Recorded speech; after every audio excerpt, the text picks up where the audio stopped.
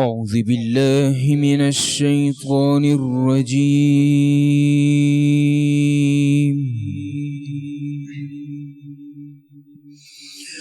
بسم الله الرحمن الرحيم.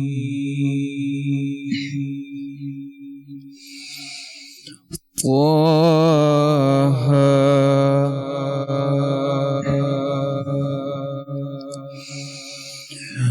ما أنزلنا عليك القرآن لتشقى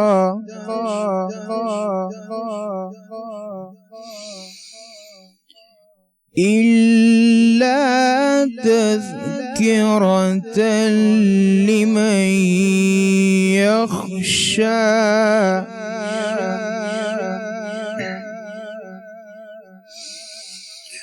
بسم الله الرحمن الرحيم.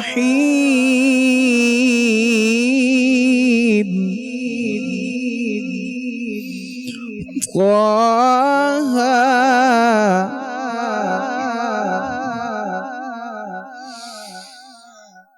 ما أنزلنا عليك القرآن لتشقى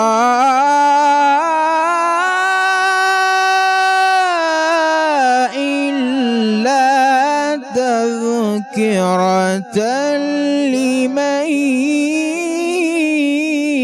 يخشى.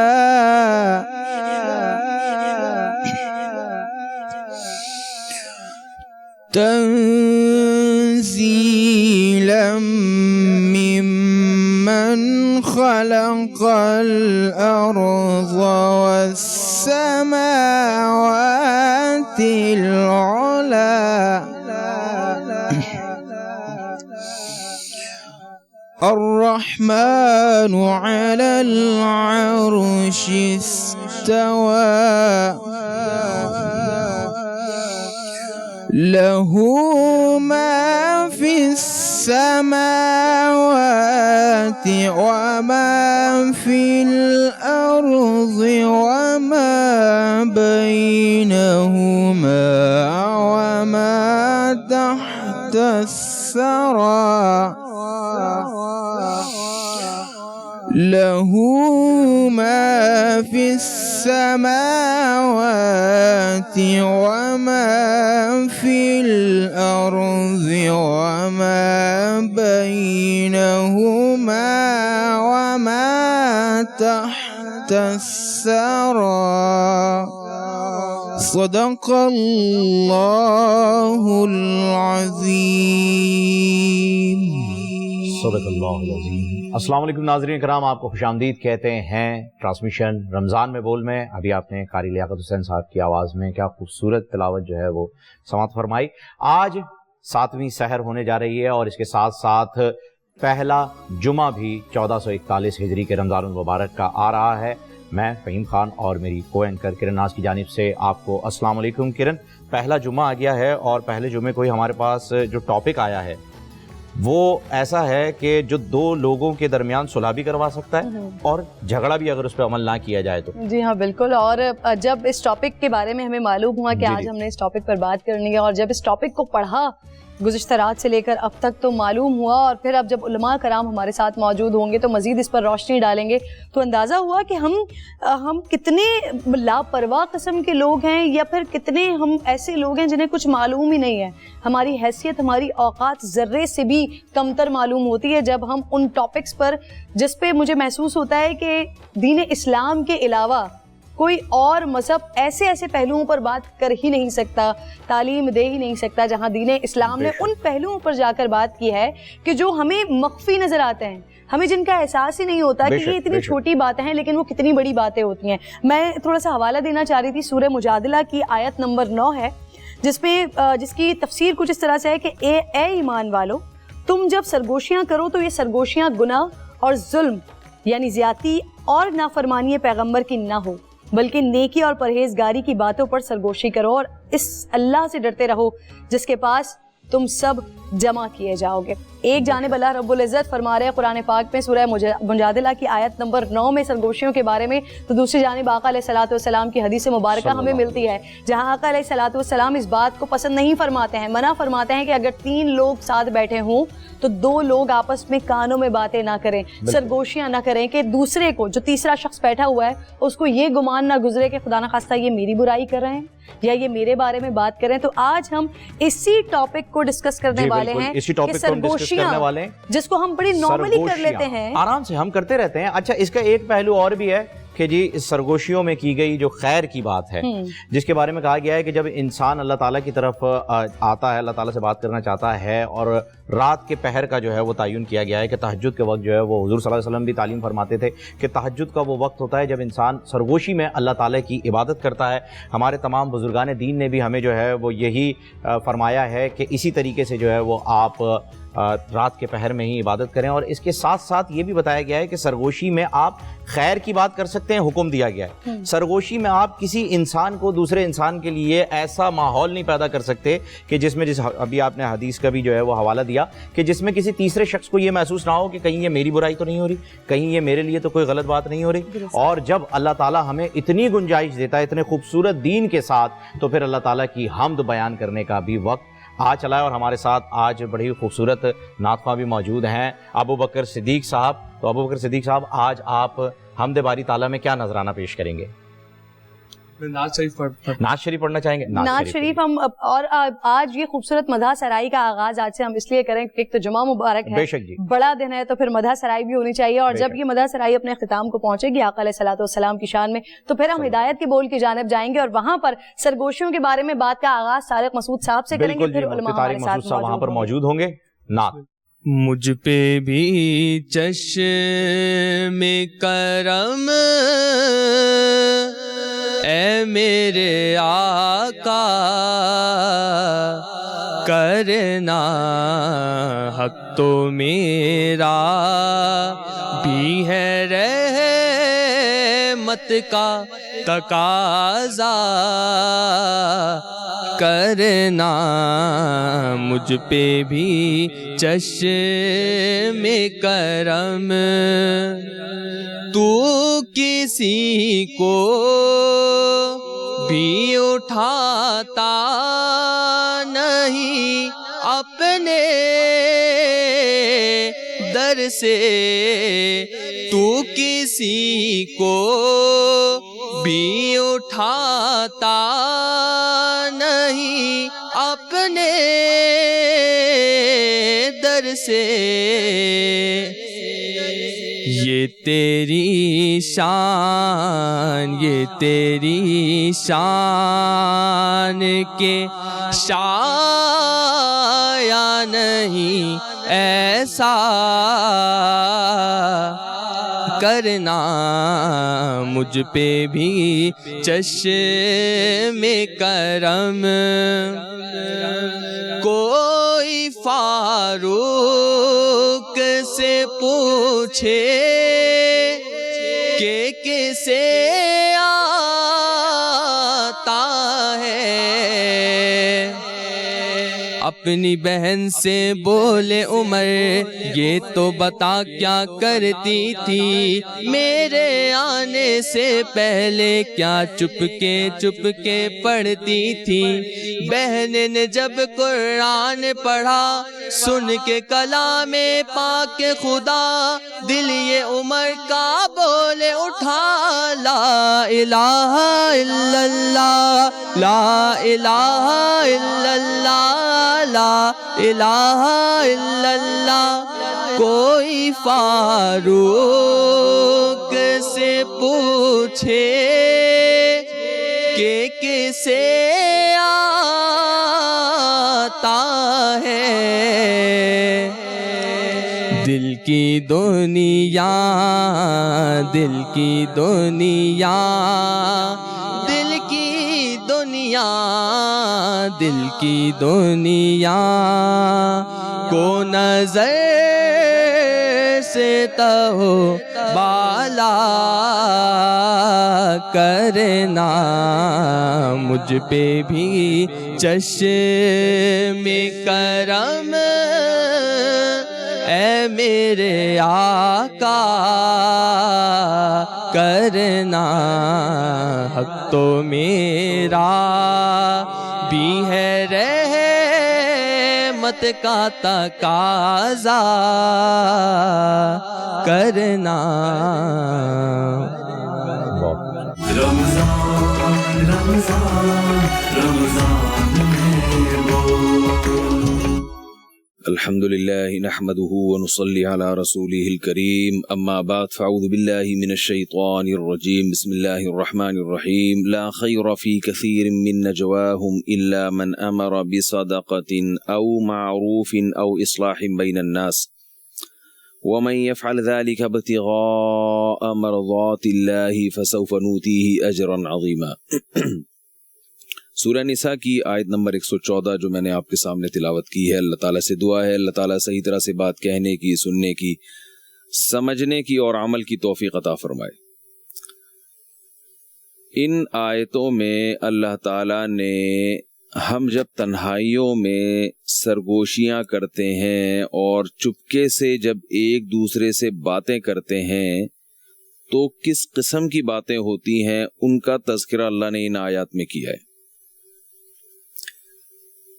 دیکھیے، اسلام یہ نہیں چاہتا کہ معاشرے میں فساد پھیلے۔ قرآن میں جگہ جگہ اللہ تعالیٰ کے ارشاد ہے کہ اللہ زمین میں فساد کو پسند نہیں کرتا۔ تو ظاہر ہے جب اللہ فساد کو پسند نہیں کرتا تو ہر وہ چیز جس سے معاشرے میں توڑ پیدا ہوتا ہے، فساد پیدا ہوتا ہے، اللہ اس کو بھی پسند نہیں کرتے۔ معاشرے میں توڑ کا ایک بہت بڑا ذریعہ ہے ایک دوسرے کے خلاف ایک دوسرے کو ورغلانا، نیگیٹیوٹی کو فروغ دینا، منفی باتیں کرنا۔ ایک شخص کے عمل کے 10 مطلب نکل سکتے ہیں، آپ اس میں غلط مطلب لے کے جانا، اس کی بات کا صحیح مطلب بھی نکل سکتا ہے لیکن آپ غلط رخ پہ لے کے جا رہے ہیں اس کو۔ تو یہ چیز چونکہ معاشرے میں فساد کا ذریعہ بنتی ہے اور اس قسم کے فسادات والی باتیں نجی محفلوں میں زیادہ ہوتی ہیں، تو ان آیتوں میں اللہ تعالیٰ نے اس عمل سے بچنے کا حکم دیا۔ میں سمجھتا ہوں کہ اگر ہمارے گھروں میں اس آیت پر عمل ہو جائے تو ہمارے گھر محبت کا ایک گہوارہ بن جائیں اور سکون کی جگہ بن جائیں۔ فرمایا لا خیر فی کثیر من نجواہم، لوگ جو سرگوشیاں کرتے ہیں، کان میں بات کرتے ہیں ایک دوسرے کے، ان کی باتوں میں خیر کا عنصر کم ہوتا ہے، الا سوائے ان لوگوں کے، سوائے ان باتوں کے۔ وہ باتیں کیا ہیں وہ میں بھی آپ کو بتاتا ہوں، لیکن پہلے میں اس کو تھوڑا واضح کر دوں کہ سرگوشیوں میں اکثر منفی سوچ کو کیوں پھیلایا جاتا ہے۔ دیکھیے، انسان کی فطرت ہے کہ جب وہ کھلی محفل میں بات کرے گا، کھلے عام لوگوں کے سامنے بات کرے گا تو اچھی اچھی باتیں کرتا ہے، عموماً کبھی کبھار اس کے خلاف جاتا ہے، لیکن بھری محفلوں میں باتیں اکثر اچھی ہوتی ہیں۔ جیسے میں دیکھیں نا ابھی کتنی اچھی باتیں کر رہا ہوں آپ کے سامنے۔ تو بھری محفلوں میں جو باتیں ہوتی ہیں وہ تو سب اچھی ہی باتیں کر رہے ہوتے ہیں، بدنامی کے ڈر سے، اور ظاہر ہے کوئی بھی نہیں چاہتا کہ میری بے عزتی ہو، مجھے بدنام کیا جائے، تو اکثر بھری محفلوں میں پازیٹیو باتیں زیادہ کی جاتی ہیں، تعریف کا عنصر غالب ہوتا ہے اس میں۔ لیکن جب آپ کسی کو سائڈ پہ لے کے جاتے ہیں اور اس کے کان میں کچھ بات کرتے ہیں تو اس طرح کی باتوں میں اکثر منفی بات، کسی کی غیبت، کسی پہ بہتان یا کوئی بھی لڑانے والی بات ہو رہی ہوتی ہے۔ میں اکثر لوگوں سے کہتا ہوں یار جب کوئی آپ کو کہنا ذرا سائڈ پہ آؤ، ذرا چھاؤں میں آؤ، آپ سے کچھ بات کرنی ہے میں نے، تو سمجھ لیں کہ یا تو کسی کی غیبت کرنی ہوگی یا کسی کے بارے میں کوئی منفی سوچ کو پروموٹ کرنا ہوگا۔ بہت کم ایسا ہوتا ہے کہ آپ کسی کو بلائیں یار ذرا سائڈ پہ آؤ، ذرا چھاؤں میں آؤ، کچھ بات کرنی ہے، اور وہ چھاؤں میں آ کے کوئی اچھی بات کر رہا ہو آپ سے. گھروں میں آپ دیکھ لیں, ہمارے ہاں ساسوں اور بہوؤں کی لڑائیاں یہ ایک روایتی لڑائی بن چکی ہے کہ ساس نے بہو کی مخالفت, بہو نے ساس کی مخالفت, جٹھانیاں نندوئیاں نندوئی اور کیا ہے وہ نندیں جٹھانیاں اور نندوں کی لڑائیاں, بھابھیوں کی لڑائیاں. یہ ہمارے ہاں جیسے شام فلسطین اور عراق کے مسائل تھے نا, جو ایسے لگ رہا ہے کہ اب حل ہونے والے نہیں ہیں, اللہ تعالیٰ سب علاقوں میں امن قائم فرمائے, تو اسی طرح سے یہ روایتی لڑائیاں بن چکی ہیں ہمارے گھروں میں. تو کھلے عام جو باتیں ہو رہی ہوتی ہیں گھروں کے اندر, بڑی اچھی باتیں ہو رہی, بھائی وہ بھی بہت اچھا ہے, بھائی وہ بھی بہت اچھا ہے, بھائی وہ بھی بہت اچھا ہے. لیکن آپ کو پتا ہے کہ جب ساس اپنے بیٹے کو بلاتی ہے کہ بیٹا ذرا بات سننا, ادھر آؤ, میرے قریب آؤ, ذرا بات سننا, ذرا میرے فارغ ہو کے ذرا میرے کمرے میں آ جانا, مجھے تم سے تھوڑی دیر کے لیے کام ہے, تو سمجھ جائیں کہ ساس کو کام کیا ہوگا, بہو کی غیبت کرنا. معذرت کے ساتھ جو ساسیں میرا بیان سن رہی ہیں ان ساسوں کے علاوہ کی بات کر رہا ہوں میں, اور سب ایسی نہیں ہوتی لیکن عموماً ایسا ہی ہو رہا ہوتا ہے. بہو اگر اپنے شوہر کو بلائے اور عورت اپنے شوہر کو بلائے کھلی محفل میں جہاں گیدرنگ ہے, سب بیٹھے ہوئے ہیں, تو بڑی اچھی اچھی باتیں ہو رہی ہوتی ہیں کہ امی جان تو بڑا خیال کرتی ہیں, آپ کے والد بڑا خیال کرتے ہیں, سب بہت اچھے, ساری دنیا بہت اچھی ہے. لیکن بیگم صاحبہ جب میاں سے کہتی ہیں ذرا سائڈ پہ آئیے گا, آپ سے کچھ بات کرنی ہے میں نے, تو میاں کے کان کھڑے ہو جاتے ہیں کہ اب یا تو میری بہن کی غیبت ہو رہی ہوگی یا میری والدہ محترمہ کی کوئی نہ کوئی خامی کو ہائی لائٹ کیا جا رہا ہوگا, سوائے ان بہوؤں کے جو یہ بیان نہیں سن رہی. تو دفتروں میں آپ دیکھ لیں, جب گیدرنگ میں بیٹھے ہوتے ہیں, گپ شپ ہو رہی ہوتی ہے, سب اچھے ہیں بھائی, لیکن اگر آپ اپنے ہی ساتھ کے کسی کلیگ کو سائٹ پہ لے کے جاتے ہیں تو باس کے کان کھڑے ہو جاتے ہیں کہ میرے بارے میں میری برائی ہو رہی ہوگی. تو ہر جگہ یہ ہمارے ہاں ایک ماحول بن چکا ہے کہ جب ہم چھپ کے کسی سے بات کرتے ہیں, کنارے پہ لے جا کے بات کرتے ہیں. اب آپ نے دیکھا ہوگا بعض جگہوں پر جب گھروں میں غیبتیں ہو رہی ہوتی ہیں نا, تو اپنی آواز کو بھی ہلکا کر لیا جاتا ہے, ایک دوسرے کے قریب آیا جاتا ہے, تھوڑا آواز کو سلو کر لیا جاتا ہے کہ وہ سن نہ لے. تو اللہ تعالیٰ چونکہ انسان کی فطرت سے واقف ہیں, اس لیے اللہ نے فرمایا لا خیر فی کثیر من نجواہم, فرمایا تم جو زیادہ تر کان میں جو باتیں کرتے ہو, چھپ کے جو باتیں کرتے ہو, لا خیر, اس میں کوئی خیر نہیں ہے. ہاں چند لوگ ہیں جو کچھ ایسے موقع پہ بھی خیر کو پروموٹ کرتے ہیں, اور وہ ہیں اصل خیر کو پروموٹ کرنے والے, وہ ہیں اصل خیر کو معاشرے میں پھیلانے والے. پبلک کے سامنے بیٹھ کر اچھی باتیں کرنے والے ہول سیل کے حساب سے ہیں. وہ تو میں بھی کر رہا ہوں, آپ کسی کو بھی یہاں لا کے بٹھا دیں گے, وہ اچھی اچھی باتیں ہی کرے گا, صدقہ کرو, خیرات کرو, جوڑ پیدا کرو, یہ کرو, وہ کرو, وہ تو سبھی کرتے ہیں. میڈیا پہ بھی کھلے عام جب باتیں ہو رہی ہوتی ہیں تو جوڑ ہی کی, اکثر جوڑ کی باتیں ہوتی ہیں. کوئی بہت ہی کوئی نالائق کوئی آگ لگا دے تو ایک الگ بات ہے, لیکن سب ملک سے محبت کی باتیں اور ملک اور قوم کی ترقی کی باتیں اور مہنگائی کو ختم کرنے کے وعدے اور معاہدے اور غربت کو ختم کرنے کے معاہدے اور وعدے, لیکن نجی محفلوں میں غریب ہی کو ختم کرنے کی باتیں ہو رہی ہوتی ہیں. یار یہ غریب ہی معاشرے کا ناسور ہے, انہی کو کسی طرح بم سے اڑا دو, انہی کو ختم کر دو سب کو. تو اللہ نے فرمایا اگر خیر کو پروموٹ کرنا چاہتے ہو تو اپنی نجی محفلوں میں اور جب ایک دوسرے کے کان میں جا کے باتیں کیا کرو, لوگوں کو سائڈ پہ لے جا کے باتیں کیا کرو, چھاؤں میں آ کے باتیں کیا کرو, تو وہ باتیں خیر کی کیا کرو, کیونکہ اس میں تمہاری وہ خیر کی تبلیغ سننے والا کوئی نہیں ہے, اور وہ صرف اللہ کی رضا کے لیے ہے, اور اس کا اثر زیادہ ہوگا. سامنے والا بھی سمجھے گا کہ واقعی یہ دل سے کہہ رہا ہے. اور جب ویسے بھی ایک انسان کی فطرت ہے, جب اسے الگ سے سائٹ پہ لے جا کے الگ سے اہتمام کے ساتھ کوئی خیر کی بات سمجھائی جائے تو اس پہ اثر زیادہ ہوتا ہے. تو اللہ نے فرمایا کہ آؤ ہم تمہیں بتاتے ہیں کہ جب تم کسی سے تنہائی میں بات کیا کرو تو کیا کیا کرو. آؤ ہم تمہیں بتاتے ہیں.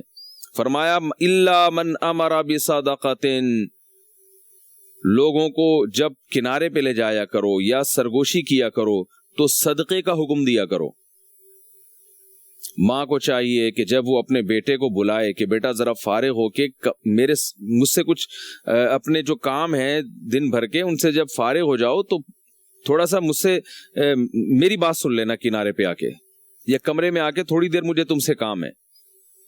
تو بیٹا سمجھ جاتا ہے کہ آج اماں کا موڈ آف ہے اور اماں نے آج کوئی میری بیگم کے خلاف کوئی الٹی بات کرنی ہے.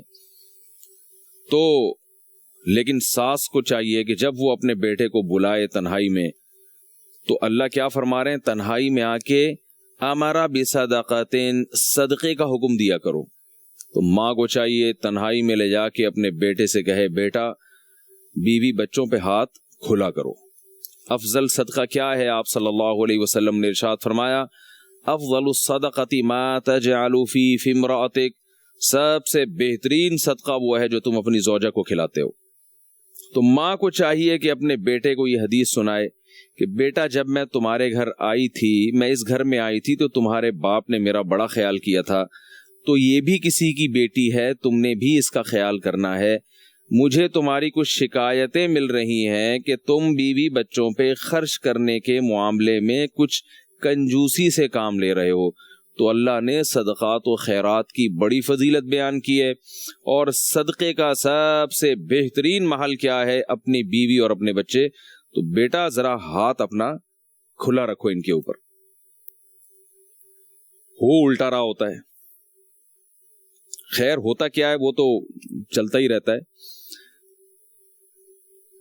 بیوی کو چاہیے جب وہ شوہر کے ساتھ تنہائی میں جمع ہو تو غیبتوں کا ایک بازار گرم ہوتا ہے, تو اسے چاہیے اللہ جو حکم دے رہے ہیں من امر بصدقۃ, عورت کو چاہیے اپنے شوہر کو صدقے کا حکم دے کہ دیکھیے آپ ساری تنخواہ سارا پروفٹ ہمیں بھی نہ لٹا دیا کریں, آپ کو اپنے والدین کا بھی خیال کرنا چاہیے.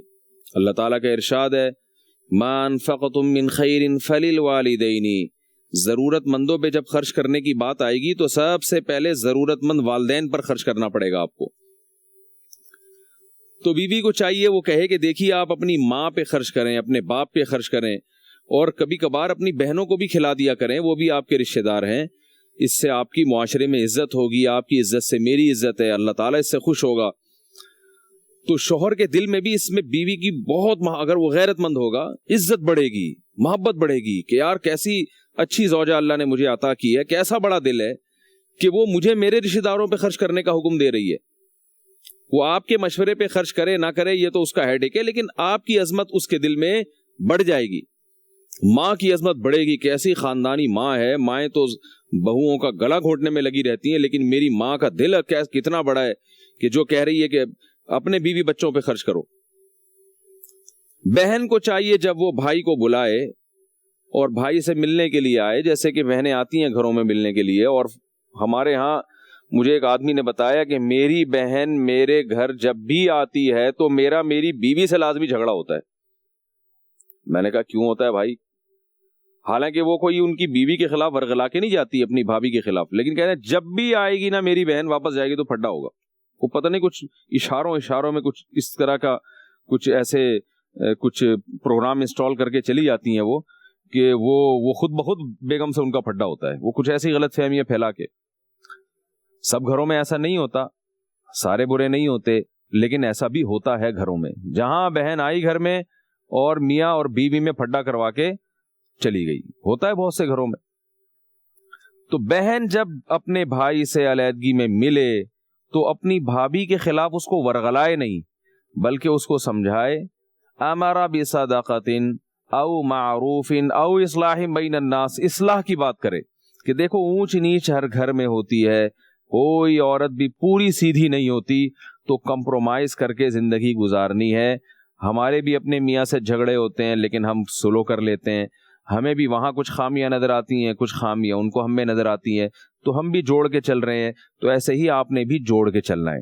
بھابھیوں کی خامیوں کو ہائی لائٹ نہیں کرنا اور بڑھا چڑھا کے بتانا نہیں ہے کہ آگ لگ جائے ان میں اور لڑائی پیدا ہو جائے. صبح و شام میرے پاس فون آتے ہیں, میرے پاس کیا سب علماء کے پاس آتے ہیں. عورت جب کسی گھر میں شادی ہو کے جاتی ہے تو اس کو پتا ہے کہ ساس اور میرے شوہر کی بہنیں میری روایتی حریف ہیں, یہ کبھی نہیں مجھے پنپنے دیں گی, یہ میرے میاں کو میرے خلاف ورغلاتی رہیں گی, یہ کامن ہو رہا ہے گھروں کے اندر. اور یہی شکایت ماں اور بہنوں کو ہوتی ہے کہ یہ ہمارے خلاف اب ہمارے بھائی کو اور ہمارے بیٹے کو ورغلاتی ہے. تو اللہ تعالیٰ نے اس مسئلے کا حل کیا بیان کیا کہ اپنی نجی محفلوں کو درست کر لو. جب تنہائی میں ملتے ہو نا تو خیر کی بات کرنا سیکھو. چھوڑ دو ان کو ان کے حال پہ، وہ کیسے رہ رہے ہیں. تم جوڑ کی بات کرو، تم خیر کی بات کرو. فرمایا ہمارا بھی صدقۃ، صدقے کی بات کیا کرو. تو بہن کو چاہیے جب وہ بھائی سے ملے تو اپنی بھابھی کے خلاف اس کو ورغلائے نہیں، بلکہ بھابھی کی خوبیوں کو ہائی لائٹ کرے اور صدقہ خیرات کا حکم دے. فرمایا من امر بصدقۃ او معروف، صدقے کے علاوہ کوئی بھی نیکی کا حکم کرنا ہو، لوگوں کو تنہائی میں لے جا کے نیکی کی باتیں کیا کرو. او اصلاح بین الناس، اور کچھ نہیں. فرمایا لوگوں میں جوڑ کی بات کرو، لوگوں میں آپس میں صلح کی بات کرو. ایسی بات کرو جس سے آگ نہ لگے بلکہ لوگوں کے دل آپس میں جڑیں. اور آپ بتائیے، لوگوں کے دلوں کو جوڑنے کی اللہ کا حکم دے رہے ہیں، تو جن کو جوڑنے کا کو اللہ نے بہت زیادہ اہمیت سے بیان کیا، ان کو جوڑنا کتنی بڑی نیکی ہوگی. پہلے تو میں یہ آیت مکمل کروں. فرمایا او اصلاح بین الناس، لوگوں میں جوڑ کی بات کیا کرو تنہائی کی محفلوں میں. اب چونکہ جوڑ کی بات پہ ملتا کچھ نہیں ہے، اور ظاہر ہے انسان جب تک اسے کسی بات کا کمیشن نہ ملے، اس کے کسی بات کا بدلہ نہ ملے، تو انسان عمل کے لیے تیار نہیں ہوتا. اب اگر اللہ کہہ دیتے نا کہ جو بھی جوڑ کی بات کرے گا، میاں بیوی میں لڑائی ہے ان میں محبت پیدا کروا دے گا، بہن بھائی میں لڑائی ہے ان میں محبت پیدا کروا دے گا، ماں بیٹے میں لڑائی ہے ان میں محبت پیدا کروا دے گا، تو میں اتنے پیسے دوں گا اس کو. تو میں کہتا ہوں کہ لوگ اسی کو بزنس بنا لیتے. کسی نند کی اپنے بھابھی سے لڑائی ہوئی ہے اور وہ اپنے بھائی کو بھابھی کے خلاف ورغلاتی ہے. آپ اس نند کی کان میں جا کے یہ کہہ دیں کہ تم جو ہے نا اپنے بھائی کے دل میں اس کی بیوی کی محبت کسی طرح پیدا کر دو، تمہیں 1 لاکھ روپے ملیں گے اس کے.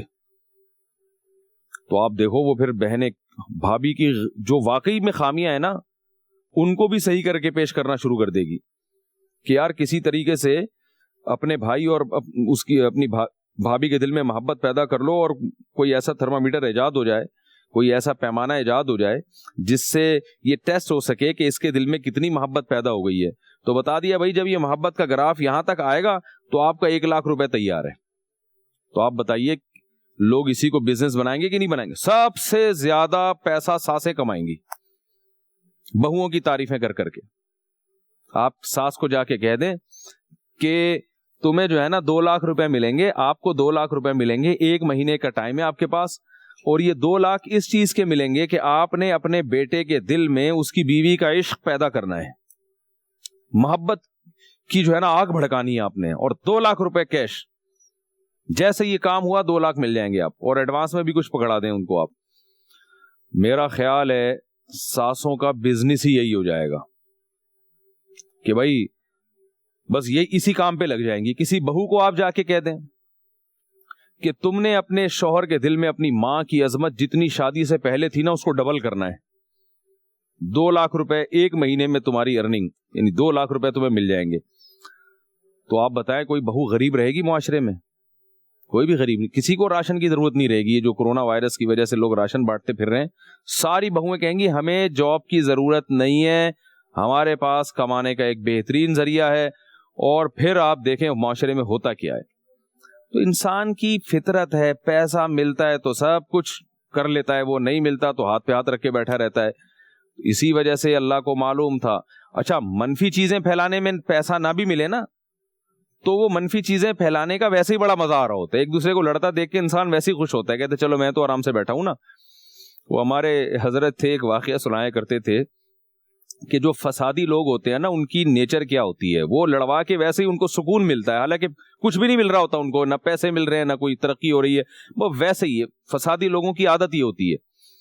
تو ایک بڑا پیارا واقعہ بتایا کرتے تھے کہ پہلے زمانے میں آپ کو پتا ہے کہ اونٹوں پہ سفر ہوتا تھا اور لوگ ایک دوسرے کو جانتے نہیں تھے، جو ایک شہر کے لوگ دوسرے شہر کے لوگوں کو. تو ایک آدمی اپنی بڑی خوبصورت بیوی کے ساتھ اونٹ پہ بیٹھا ہوا سفر کر کے جا رہا تھا. تو جب یہ سفر کر کے یعنی راستے میں کہیں गुजर रहे थे ऊंट पे, ये आदमी आगे बैठा हुआ है, इसकी बेगम साहिबा पीछे बैठी हुई है। तो एक नाबीना को इन्होंने देखा, वो नाबीना ने जो है वो खड़े होते हैं जैसे रास्ते में लिफ्ट लेने के लिए, सवारी मांगने के लिए, इस तरह वो नाबीना खड़ा हुआ है कि कोई उसको भी सवारी पे बिठा ले और जिस शहर आप जा रहे हैं तो हमें भी ले जाएं। तो इसने इस नाबीना से पूछा, भाई कहाँ जाना चाहते हो? उसने कहा फना जगह जाना चाहता हूँ। इसने कहा अच्छा मैं भी वहाँ जाना चाहता हूँ, चलो मैं आपको लिफ्ट दे देता हूँ, आप बैठ जाएं। तो इन साहब ने अपनी बेगम को सबसे पीछे बिठाया और खुद आगे बैठे और उससे भी आगे नाबीना को बिठा दिया कि चलो भाई। अब ये जा रहे हैं अजनबी शहर में जब पहुंचे तो शहर में तो जाहिर इनको कोई पहचानता नहीं है।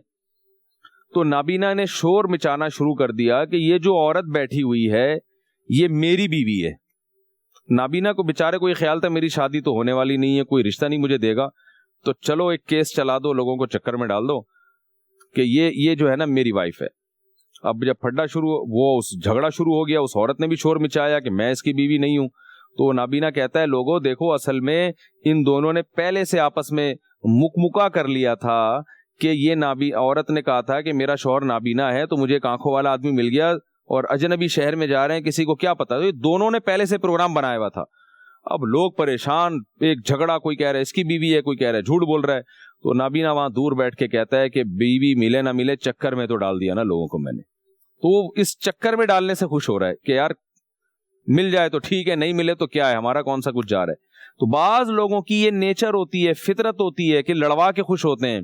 तो इसलिए अल्लाह ने फरमाया देखो अगर तुम लोगों में जोड़ पैदा करोगे तो मैं तुम्हें फसौफ़ नूतीही अजरन अज़ीमा, 1 लाख 2 लाख की बात नहीं है, हम अता करेंगे तुम्हें, बहुत बड़ा अजर अता करेंगे, बहुत बड़ा कमीशन अल्लाह की तरफ से मिलेगा, दुनिया में भी और आखिरत में भी।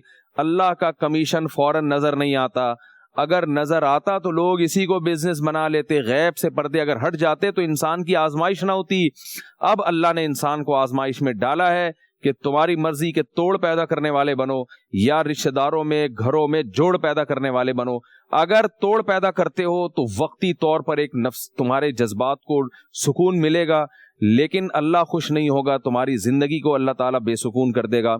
और अगर अल्लाह को खुश करने के लिए अपनी ख्वाहिशात के खिलाफ चलते हो और लोगों में जोड़ पैदा करते हो तो अल्लाह फरमाते हैं फसौफ़ नूतीही अजरन अज़ीमा, हम अता। देखें अल्लाह ने ये नहीं कहा फसौफ़ ऊतीही मैं दूंगा, ना ना ना ना ना, नूतीही हम अता करेंगे। अपनी जलालत को अल्लाह ने, हम का लफ्ज़ इंसान कब इस्तेमाल करता है? जब ये बयान करना हो कि हम कोई छोटे मोटे नहीं है और हमारा अजर भी छोटा नहीं है। फसौफ़ नूतीही अजरन अज़ीमा, अनक़रीब हम उसको बहुत बड़ा अजर अता करेंगे। और आप सल्लल्लाहु अलैहि वसल्लम ने ये भी फरमाया लैसल कज़्ज़ाबुल्लज़ी यकज़िबु लियुस्लिह बैनन नास, जो लोगों में जोड़ पैदा करने के लिए झूठ बोले, अल्लाह की नजर में वो झूठा नहीं है। जुमूर उलमा के नजदीक यहाँ झूठ से मुराद है गोल मोल बात, सरी झूठ बोलने की इजाजत नहीं है, यानी गोल मोल बात करके हकीकत को कुछ घुमा फिरा के ताकि जोड़ पैदा हो जाए। अगर इस तरह से लफाजी करके घुमा फिरा के कोई ऐसी बात करता है जिससे दिल जुड़ रहे हैं तो आम हालात में तो ये अच्छा अमल नहीं है, इसको मुनाफकत कहते हैं, गोल बातें घुमा रहा है, इधर से उधर कर रहा है। लेकिन यहां नबी सल्लल्लाहु अलैहि वसल्लम ने फरमाया जो ये अमल करेगा जोड़ पैदा करने के लिए तो अल्लाह की नजर में वो झूठा शुमार नहीं होगा। हमारे यहाँ उल्टा मामला हो रहा है, तोड़ पैदा करने के लिए झूठ बोला जा रहा है, बाकायदा सच पे भी इक्तिफा नहीं किया जा रहा। अल्लाह ताला से दुआ है कि अल्लाह ताला हमारे घरों में जोड़ पैदा फरमाए, हमारे मुल्कों में जोड़ पैदा फरमाए, हमारी कौम में जोड़ पैदा फरमाए और पूरी दुनिया में अल्लाह मोहब्बत के माहौल को पैदा फरमाए। और उसके लिए निजी महफिलों को साफ करना पड़ेगा झूठ से, गीबत से और एक दूसरे के खिलाफ बहतान तराशियों से और गलत फहमियों से। वमा अलैना इल्लल बलाग।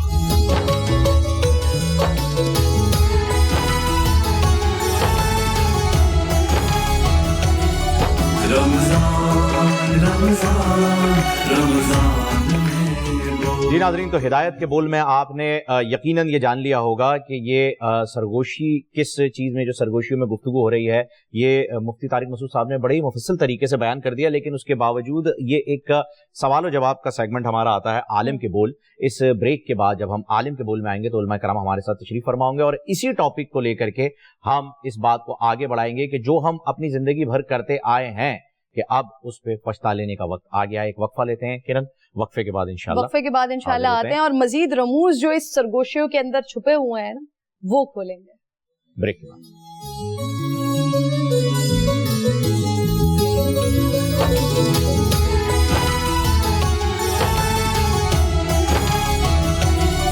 رمضان رمضان رمضان میں بول.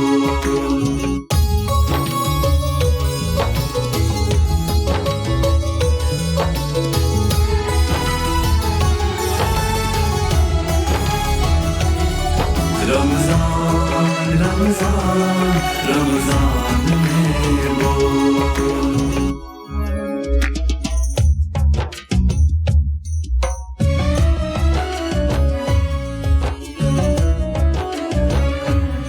ایک بار پھر اس خوبصورت ٹرانسمیشن میں السلام علیکم ورحمۃ اللہ کہتے ہیں آپ تمام لوگوں کو, ہم تمام لوگوں کی جانب سے. الحمدللہ آج 7ویں روزے کی سحر اور انتہائی سحر کے قریب ہم پہنچنے جا رہے ہیں, اور جیسے جیسے وقت گزر رہا ہے ویسے ویسے ہمارا یہ خوبصورت ٹاپک اور اب یہ بہت زیادہ خوبصورت اس لیے ہو جائے گا کہ علماء کرام ہمارے ساتھ موجود ہوں گے جو اس ٹاپک پر روشنی ڈالیں گے, جس کے لیے آقا علیہ الصلوۃ والسلام کی ایک حدیث ہے جو میں آپ لوگوں کو سنانا چاہتی ہوں کہ ابن مسعود سے روایت ہے, آپ صلی اللہ علیہ وآلہ وسلم نے فرمایا کہ جب تم 3 ہو تو 2 آدمی تیسرے کے بغیر سرگوشی نہ کریں, یہاں تک کہ تم دوسرے لوگوں کے ساتھ مت جاؤ کیونکہ یہ چیز اسے غمگین کرے گی. آقا علیہ الصلوۃ والسلام نے یہ فرمایا ہے. تو ناظرین یہ سوچئے کہ کون سا ایسا مذہب ہوگا دین اسلام کے علاوہ جو اخلاقیات کے ان پہلوؤں پر, جو چھپے ہوئے پہلو ہوتے ہیں, جو سمجھ نہیں آتے کہ اگر ہم آس پاس بیٹھے ہوئے ہیں اور اگر ہم خاموشی سے بات کر رہے ہیں تو اللہ رب العزت نے, آقا علیہ الصلوۃ والسلام نے اسے کیسے ناپسند فرمایا ہے جو ہمیں معلوم بھی نہیں ہوتا. تو آج تک اللہ رب العزت جب ہم اس طرح کی حرکت کوئی کر چکے ہیں اس پر اللہ ہمیں معاف فرمائے. بے شک بالکل, اگر ہم سے جانے انجانے میں کوئی بھی غلطی ہوئی ہے تو ہم ہر وقت جو ہے وہ اس کی معافی جو ہے اس کے طلبگار رہتے ہیں, اور اللہ تعالیٰ ہر وقت جو ہے معاف کرنے والوں کو معاف فرماتا ہے. بے شک.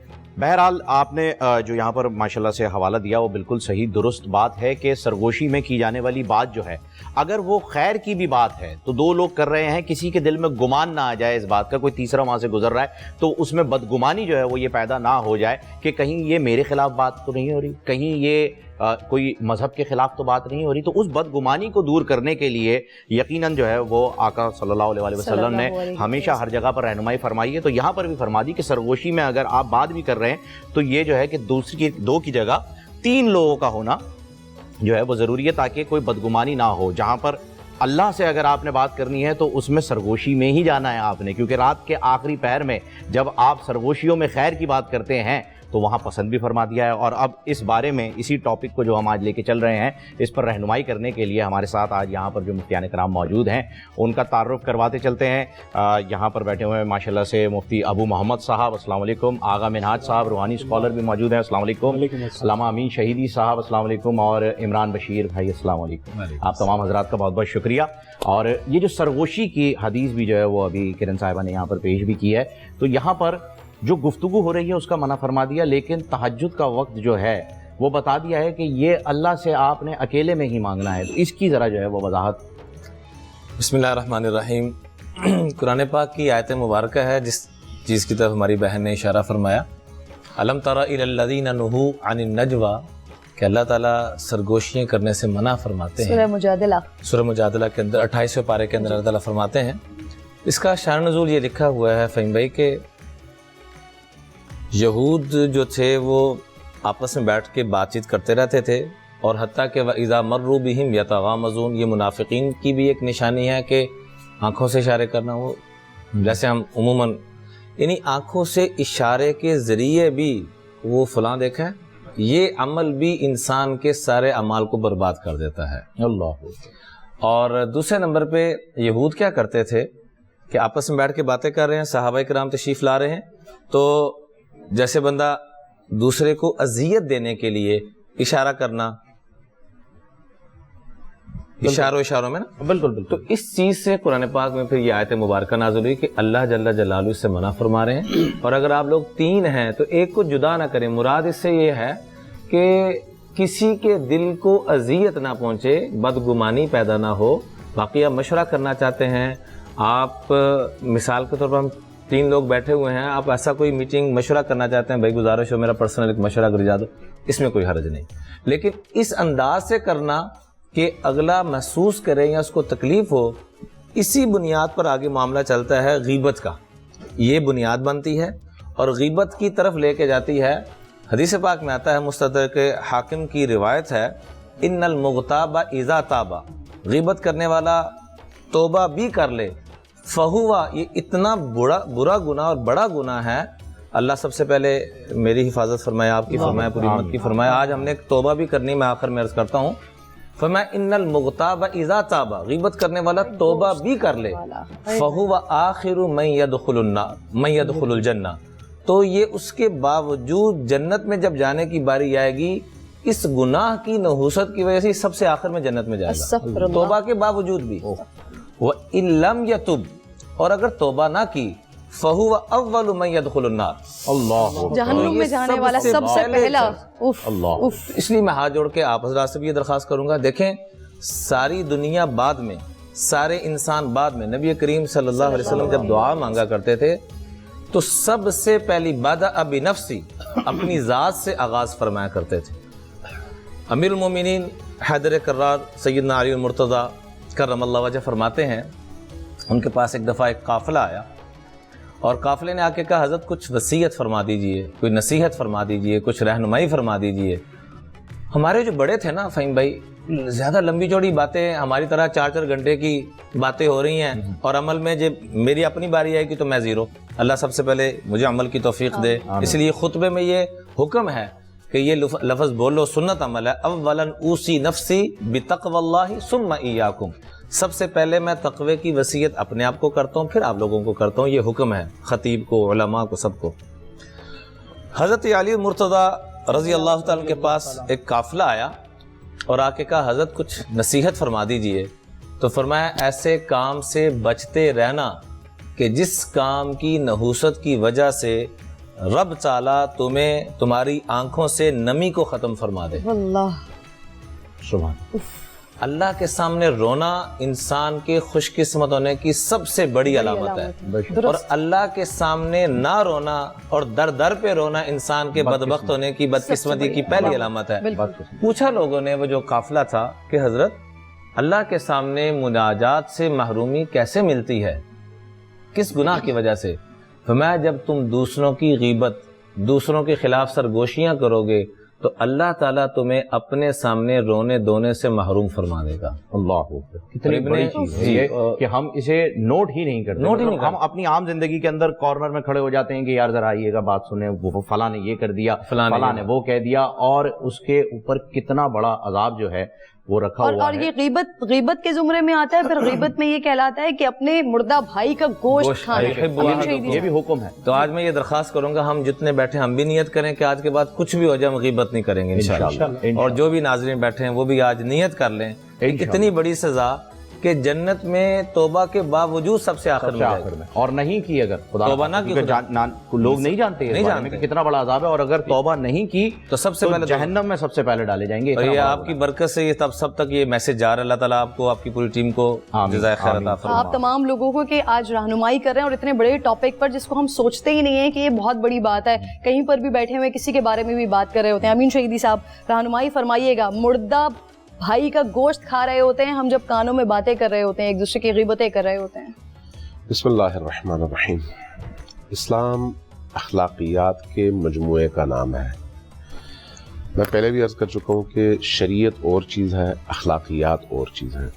اخلاقیات کا تعلق انسان کی روح سے ہے، شریعت کا تعلق انسان پر آنے والی ان پابندیوں سے ہے جو پابندیاں اس کو کسی ڈسپلن کے اندر لے آتی ہیں۔ ڈسپلن کی ضرورت تب پڑتی ہے جب انسان اندر سے ان اخلاقی قدروں سے آشنا نہ ہو یا ان پر عمل کرنے کے حوالے سے کمزور ہو، تب جا کر قانون کی ضرورت پڑتی ہے۔ اشارے لگاتے اب تب ہیں جب لوگ وہاں سے اس چوراہے سے تیزی سے گزر رہے ہوں اور ایکسیڈنٹ کا خطرہ ہو، جہاں پر لوگ خود رعایت کریں وہاں پر اشارے کی ضرورت نہیں ہوتی۔ اور اگر پولیس والے کو آپ کھڑا کرتے ہیں تو تب کھڑا کرتے ہیں جب لوگ وائلیٹ کر رہے ہوں۔ اگر خود وائلیشن کا شکار نہ ہوں لوگ اور وائلیٹ نہ کریں قانون کو، تو نہ پولیس کے سپاہی کی ضرورت ہے وہاں پر اور نہ اشارے کی ضرورت ہے۔ یہی کیفیت آپ کے دین کی تعلیمات کے اندر ہے۔ دین کی تعلیمات میں چھوٹی سے چھوٹی تعلیم اور بڑی سے بڑی تعلیم فرق کوئی نہیں ہے. اسلام نے ہمیں ہر لحاظ سے پرفیکٹ ہونے کا طریقہ بتایا ہے اور اس میں نبی کریم صلی اللہ علیہ وآلہ وسلم خود چونکہ پورا اترے اس لیے قرآن نے کہا لکم فی رسول اللہ اسوۃ حسنۃ، چونکہ پرفیکٹ حیثیت اور پرفیکٹ ہستی ان کی ہستی ہے. لہذا جس موضوع کی طرف آپ نے اشارہ کیا، اب غیبت ایک الگ چیز ہے اور یہ جو سرگوشیوں میں گفتگو کرنا یہ ایک الگ چیز ہے. دونوں کا آپس میں براہ راست کوئی تعلق نہیں ہے. جب آپ سرگوشیوں کی بات کرتے ہیں تو سرگوشی میں اخلاقیات کے خلاف ہے، یہ اجتماعی اخلاقیات کے. اجتماعی اخلاقیات میں اگر آپ نے کسی سے کوئی خصوصی بات کرنی ہے تو اس سے تنہائی میں کریں، اجتماع میں کانوں میں کان کے قریب منہ لے جا کر نہ کریں. کیوں؟ اس سے دوسروں کے اندر بدگمانی پھیلتی ہے اور بدگمانی سے پھر آہستہ آہستہ آہستہ آہستہ دوریاں پیدا ہو جاتی ہیں. تو ان دوریوں سے بچانے کے لیے یہ کہا گیا کہ یہ سرگوشیاں نہ کیا کرو. ٹھیک. جہاں تک غیبت کا تعلق ہے، غیبت اس عمل کو کہتے ہیں جس میں انسان اپنے سامنے والے مسلمان مؤمن بھائی کی کوئی ایسی خطا، کوئی ایسا عیب، کوئی ایسی غلطی دوسروں کے سامنے بیان کرے جس کو اگر اس کے سامنے بیان کیا جائے تو اس کو برا لگے. یہ اس کو کہتے ہیں عملی طور پر اور تعریف کے لحاظ سے غیبت. یعنی یہ نہیں ہے کہ کسی شخص میں مثلا ہمارے منہاج بھائی میں کوئی عیب مجھے نظر نہیں آتا، میں ایک ایسے ہی ان کے بارے میں کوئی بات کر دوں، یہ غیبت نہیں ہے، یہ تہمت ہے. تہمت غیبت سے بھی بدتر ہے. لیکن غیبت کیا ہے؟ مجھ میں اگر کوئی عیب ہے تو کوئی شخص جو ہے میرے بارے میں دوسروں کے سامنے میرے عیوب کھول دے، جبکہ میرے سامنے اگر وہ بات کی جائے تو مجھے بری لگتی ہو. اس کو کہتے ہیں غیبت. اور اس غیبت کے حوالے سے قرآن کریم نے کہا لا یغتب بعضکم بعضا، تم میں سے کچھ لوگ دوسرے لوگوں کی غیبت نہ کریں. کیوں؟ اس لیے کہ یہ غیبت کرنا ایحب احدکم، کیا تمہیں یہ پسند ہے کہ تم اپنے مردہ بھائی کا گوشت کھاؤ؟ اللہ، یعنی یہ مثال نہیں ہے، یہ ذہن میں رکھیے گا.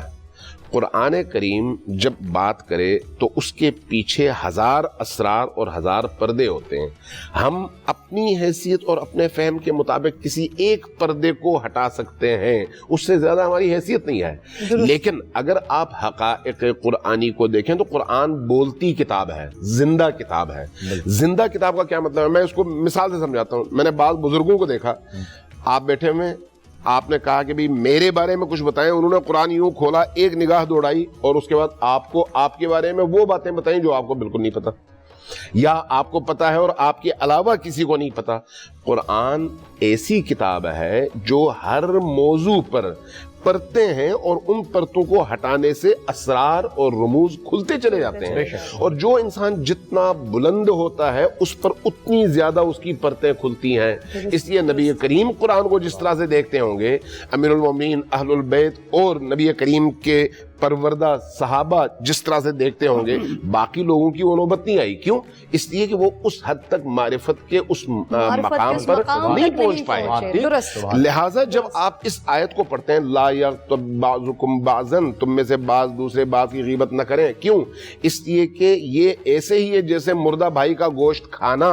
تو اس کا مطلب یہ ہے کہ عملاً اس کا کوئی اثر انسان کی زندگی میں ہے. اب میں ایک روایت بیان کرتا ہوں.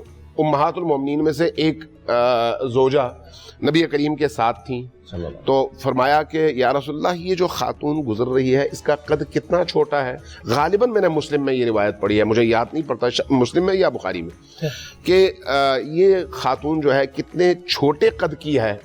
چھوٹا قد ہونا عیب نہیں ہے، لیکن اگر آپ کسی سے کہیں تو اس کو برا لگتا ہے. بالکل. جیسے ہی یہ کہا رسول کریم نے فرمایا کہ تھوکو. اس نے تھوکا، انہوں نے تھوکا تو منہ سے خون کے قطرے اور گوشت کے چھوٹے چھوٹے ٹکڑے باہر نکلے. اللہ. فرمایا پریشان ہوئی، فرمایا کہ یا رسول اللہ یہ کیا ہو گیا؟ فرمایا کہ کیا تم نے قرآن میں نہیں پڑھا لا یغتب بعضکم بعضا، تم میں سے بعض دوسرے بعض کی غیبت نہ کریں. چونکہ تم نے اس کے بارے میں وہ بات کی جو اس کو بری لگتی ہے اگر اس کے سامنے کی جائے، تو اس لیے یہ غیبت ہے. اور غیبت کے آثار کو سمجھنے کے لیے پردے کا ہٹنا ضروری ہے. جب پردہ ہو تو آدمی کو نہیں پتا چلتا کہ وہ کیا کھا رہا ہے، لیکن پردہ ہٹ جائے تو اس کو پتا چلتا ہے کہ وہ کیا کھا رہا ہے. جب آپ کہتے ہیں نا حرام اور حلال، اسی مرغی کو اللہ کا نام لے کر ذبح کیا جائے تو حلال ہے، اور اگر اللہ کا نام لیے بغیر گردن مروڑی جائے تو وہ حرام ہے. ٹھیک ہے، لیکن کیسے پتا چلے گی یہ حلال ہے یا حرام؟ اس کے آثار سے، اور آثار ظاہری نہیں ہوتے، گوشت پہ کوئی فرق آپ کو نظر نہیں آئے گا، لیکن اس کے جو معنوی آثار ہیں وہ انسان کی روح پر مرتب ہوتے ہیں. یہی کیفیت انسان کے اعمال کی ہے. جو عمل آپ کریں گے اس کا براہ راست اثر آپ کی روح پر ہوتا ہے. پتہ کب چلتا ہے؟ جب پردے ہٹتے ہیں یا پردے ہٹائے جاتے ہیں. جب تک پردے موجود ہیں، اللہ چونکہ ستار العیوب ہے، ساتر العیوب ایک صفت ہے، لیکن وہ ستار العیوب ہے، بہت زیادہ عیوب کو چھپانے والا. چونکہ عیوب کو چھپاتا ہے، یہ اس کا کرم اور اس کی رحمت ہے کہ ہم اتنے سارے گناہوں کے باوجود، مجھے آپ بہت اچھا آدمی سمجھتے ہیں، آپ کو میں بہت اچھا آدمی سمجھتا ہوں، لیکن اگر ایک لمحے کے لیے یہ پردہ ہٹ جائے. امیر المومنین علی ابن ابی طالب نے فرمایا تھا، ان کا ایک جملہ ہے، بعض کتابوں میں، حدیث کی کتابوں میں موجود ہے، فرمایا کہ جملہ جو ہے یہ ہے کہ لو تکاشفتم ما تدافنتم، اگر تم ایک لمحے کے لیے کشف ہو جاؤ ایک دوسرے پر، تمہاری اصلیت باہر آ جائے تو ایک دوسرے کو دفن بھی نہیں کرو گے. آپ دیکھیں سڑک سے گزرتے ہوئے آپ گاڑی میں اگر کہیں پر آپ کو کتے کی لاش نظر آئے، مرا ہوا کتا نظر آئے، تو آپ اس کے قریب سے گزرتے ہوئے دیکھتے بھی نہیں ہیں، منہ موڑ کر نکل جاتے ہیں. کیوں؟ آپ کو گھن آتی ہے.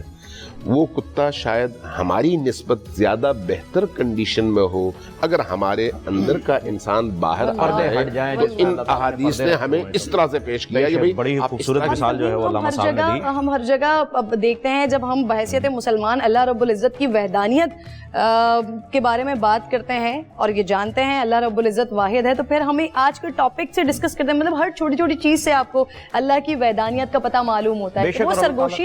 وہ سرگوشیاں جو ہم اللہ رب العزت سے کر رہے ہوتے ہیں، تو اللہ تعالیٰ ہماری اس عاجزی کو اتنا پسند فرماتا ہے کہ ہمارے آگے نعمتوں، برکتوں اور رحمتوں کے انبار لگا دیتا ہے. لیکن وہی سرگوشیاں اگر ہم کسی انسان سے کر رہے ہیں اور اس سے کسی اور کو تکلیف ہو رہی ہے، تو پھر ہم جنت میں تک نہیں جا سکتے، اللہ کا عرفان نہیں حاصل کر سکتے.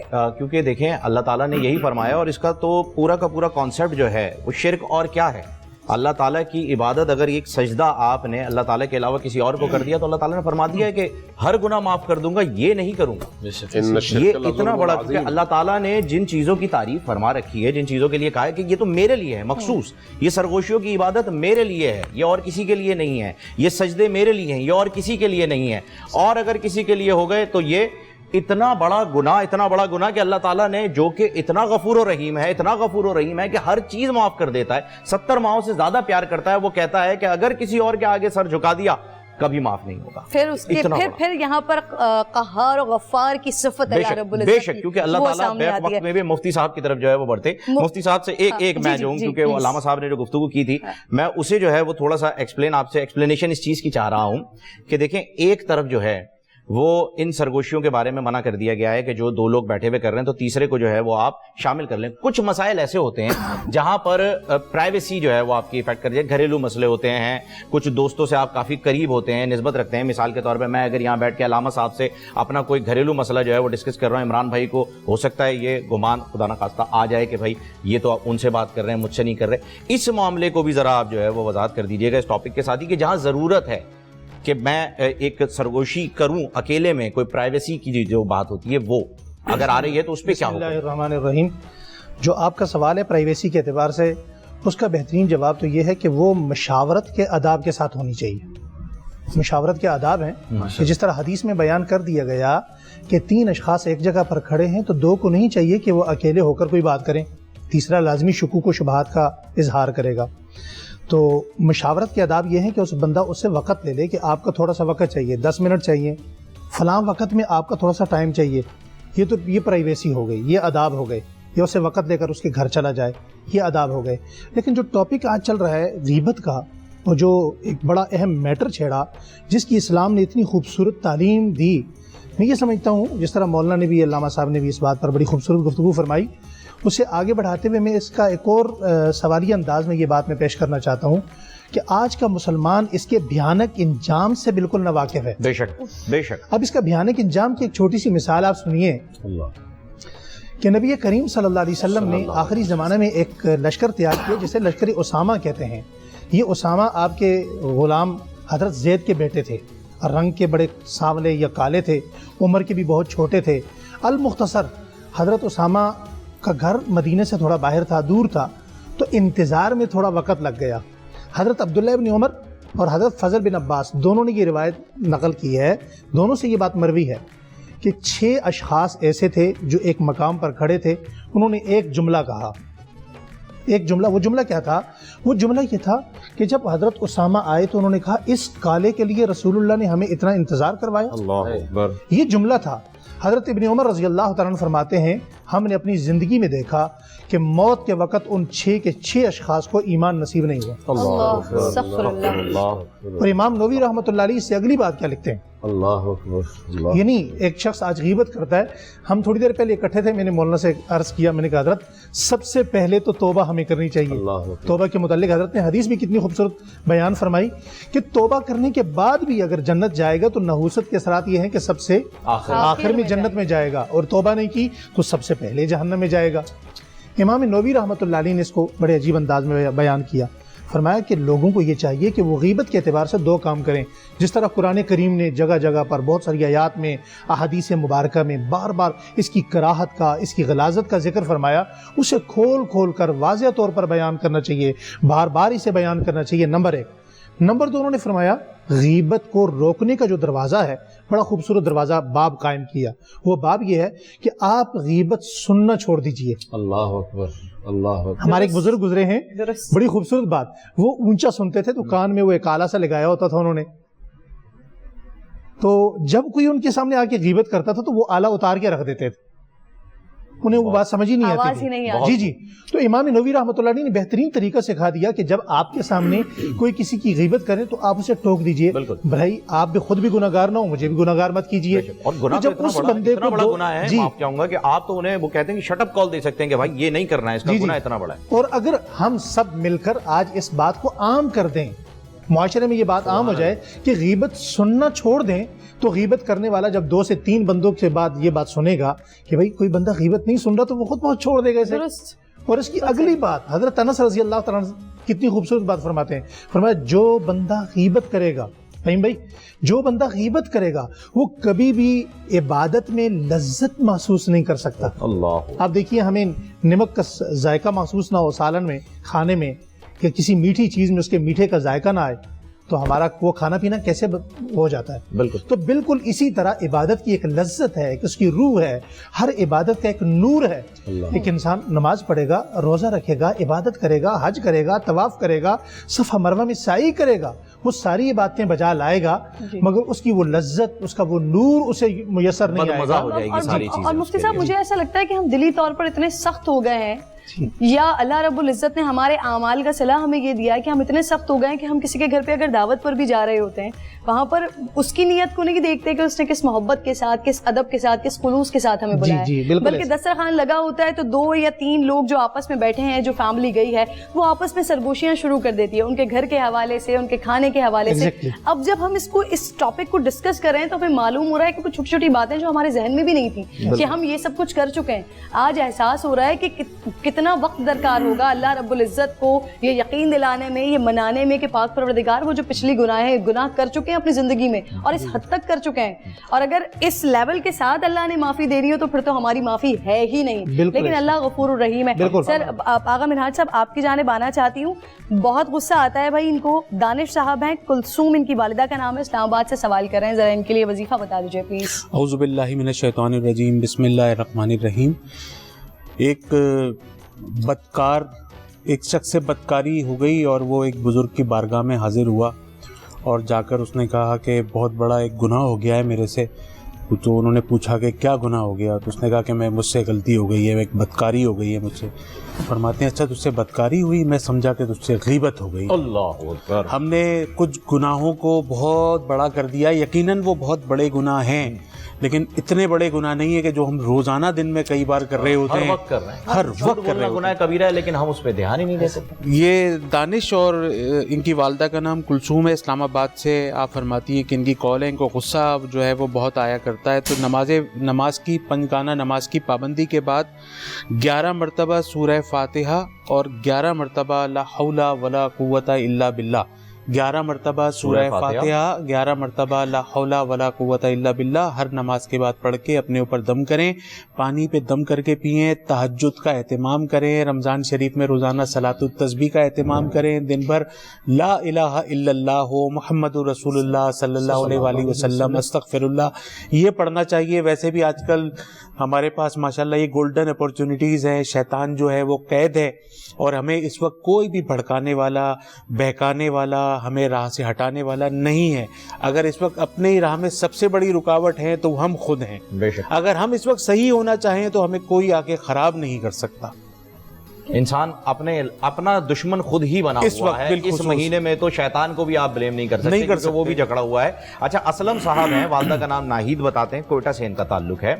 گھر میں مخصوص وقت میں بو اور آوازیں آتی ہیں. اللہ یا اللہ, یہ تو تھوڑا سا خراب مسئلہ ہے. مخصوص وقت میں گھر میں سے بیڈ اسمیل کا آنا, آوازوں کا آنا, یہ اچھی بات نہیں ہے. آغا بھائی اس کو بھی ذرا میں نے ایک بات یہ بھی سن رکھی ہے کہ مغرب کا وقت جو ہے وہ کچھ جنات کی چہل پہل کا ہوتا ہے, یہ بچپن سے سنتے ہیں. اثر سے مغرب کے درمیان کا جو وقت ہوتا ہے وہ انویزیبل لوگوں کے وہاں سے گزرنے کا وقت ہوتا ہے. اسی لیے کہا جاتا ہے, حدیث مبارکہ کے مفاہیم میں سے یہ حضرات یہاں تشریف فرمائے زیادہ بہتر بتائیں گے کہ اپنی عورتوں اور بچوں کو مغرب سے پہلے اپنے گھروں میں رکھ لو, ان کو قید کر لو, ان کو گھر سے بھیجا باہر نکلنے نہ دو, اور اپنی عورتوں اور بچوں کو. تو ہمیں یہ چاہیے کہ ان احتیاطی طور پہ ان باتوں کا لازمی ہمیں خیال رکھنا ہے. اور سورہ بقرہ کی دیکھیں یہ جو سورہ بقرہ اللہ تبارک و تعالیٰ نے قرآن پاک میں رکھ دی نا, یہ آپ سمجھ لیں کہ یہ ہے اسی مقصد کے لیے کہ جن گھروں کے اندر آپ کو آوازیں آتی ہیں, بدبو آتی ہے, بیڈ اسمیل آتی ہے, گھر میں آپ کی چیزیں غائب ہو جاتی ہیں, کوئی مخصوص وقت میں آپ کے اوپر ایک ایسی کیفیت طاری ہو جاتی ہے, تو دیکھیں سورہ فلق اور سورہ ناس تو ہے ہی الحمدللہ. لیکن سورہ بقرہ کی جو شخص روزانہ تلاوت کر لے اپنے گھر میں, آپ انشاءاللہ دیکھیں 90 ڈیز میں اس کے گھر میں سے یہ پرابلم سالو ہو جائے گی. اپنے کاروبار کی جگہ پہ کر لے تو مسائل حل ہو جائیں گے. اور اگر وہ یہ نہیں کر سکتا تو کم سے کم ہر نماز کے بعد 11 مرتبہ درود پاک پڑھے گا. درود پاک کوئی بھی پڑھ لے, درود پاک سب سے بڑا ہو یا سب سے چھوٹا ہو, درود پاک ہونا چاہیے. اور لیکن درود پاک کمپلیٹ اس وقت ہوتا ہے جب آپ حضور کے بعد ان کی آل کو شامل کریں. کچھ لوگ کہتے ہیں صلی اللہ علیہ وسلم, یہ بھی درود پاک ہے, لیکن صلی اللہ علیہ وآلہ وسلم جو ہے نا یہ کمپلیٹ درود پاک ہے. تو سب سے چھوٹا درود پاک پڑھ لیجئے, اور درود پاک پڑھنے کے بعد سورہ بقرہ کی آخری 2 آیات 11 مرتبہ پڑھ لیجئے, سورہ حشر کی آخری 3 آیات 11 مرتبہ پڑھ لیجئے, اور آخر میں سورہ فلق سورہ ناس 11 مرتبہ پڑھ لیجئے, آخر میں پھر 11 مرتبہ درود پاک پڑھیں. آپ کے ہر وظیفے میں, ہر دعا میں, ہر نیک عمل میں جب تک درود پاک آگے پیچھے نہیں لگتا, آپ کا ہر وظیفہ, ہر عمل اللہ کی بارگاہ میں سے پہنچنے سے پہلے معلق ہو جاتا ہے. وہ ایک کیپسول کی کیفیت ہوتی ہے نا, جب آپ دوائی کو استعمال کرتے ہیں تو وہ کیپسول کے 2 خانے ہوتے ہیں جس کے اندر دوا رکھی ہوئی محفوظ رہتی ہے, تو وہ درود پاک جو ہے وہ آپ کی دعا کو محفوظ کر دیتا ہے بالکل اسی طریقے سے, اور وہ پہنچا دیتا ہے اوپر تک. وہ ہے جس کا ورد اللہ رب العزت خود فرماتا ہے. تو پھر آپ تو یہ انشاءاللہ آپ کریں گے تو اللہ کے حکم سے آپ کے گھر. اچھا ہاں, پھر یہ اصل بات, یہ سب کچھ کرنے کے بعد پھر کیا کرنا ہے؟ یہ سب کچھ کرنے کے بعد آپ نے ایک پانی کی بوتل پہ اسپرے کرنا ہے, ایک پانی کی بوتل میں اس پہ دم کریں. دم کرنے کے بعد گھر کے تمام کمروں میں, تمام کونوں پہ, کچن باتھ روم چھوڑ کے اسپرے کریں. انشاءاللہ ان کی اس عمل کی برکت سے انشاءاللہ آپ کے گھر میں سے یہ تمام مسائل ختم ہو جائیں گے انشاءاللہ. اچھا کرن, آپ نے بڑی خوبصورت بات کی تھی, ابھی میں چاہوں گا کہ بس میں اس کو تھوڑا سا, اس کا میرے ایک ذہن میں جو ہے اٹک گئی تھی وہ چیز, کہ آپ نے بتایا کہ ہم جو ہے جاتے ہیں کسی کے گھر میں, میرے ساتھ بھی ایسا رہا ہے, کئی مرتبہ رہا ہے جانے انجانے میں, کیونکہ ہمیں نہیں معلوم تھا کہ اتنا بڑا گناہ ہے, ہم نے برائیاں کر دیں.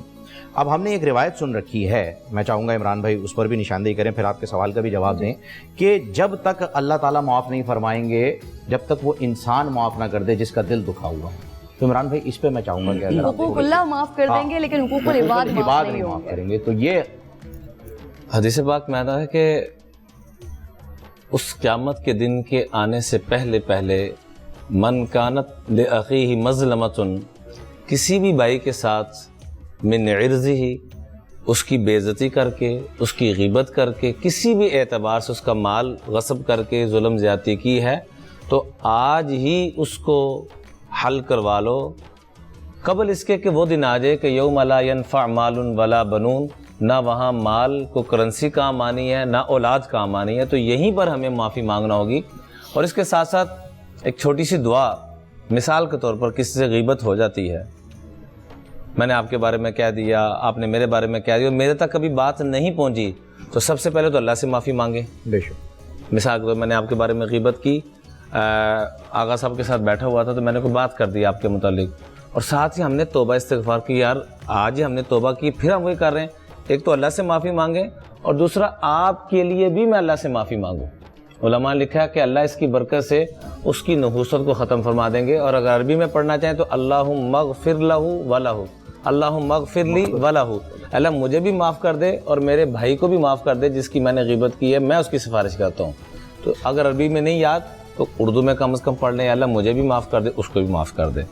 دوسرے نمبر پہ روایات کے اندر ملتا ہے کہ جو شخص چاہتا ہے کہ اس کے قریبی رشتہ دار اس کے قریب رہیں، لیکن انسان کے لیے سب سے بڑی آزمائش یہ ہوتی ہے، انسان کے لیے سب سے بڑی آزمائش یہ ہوتی ہے کہ اس کے اپنے دور ہونا شروع ہو جائیں. سبحان اللہ.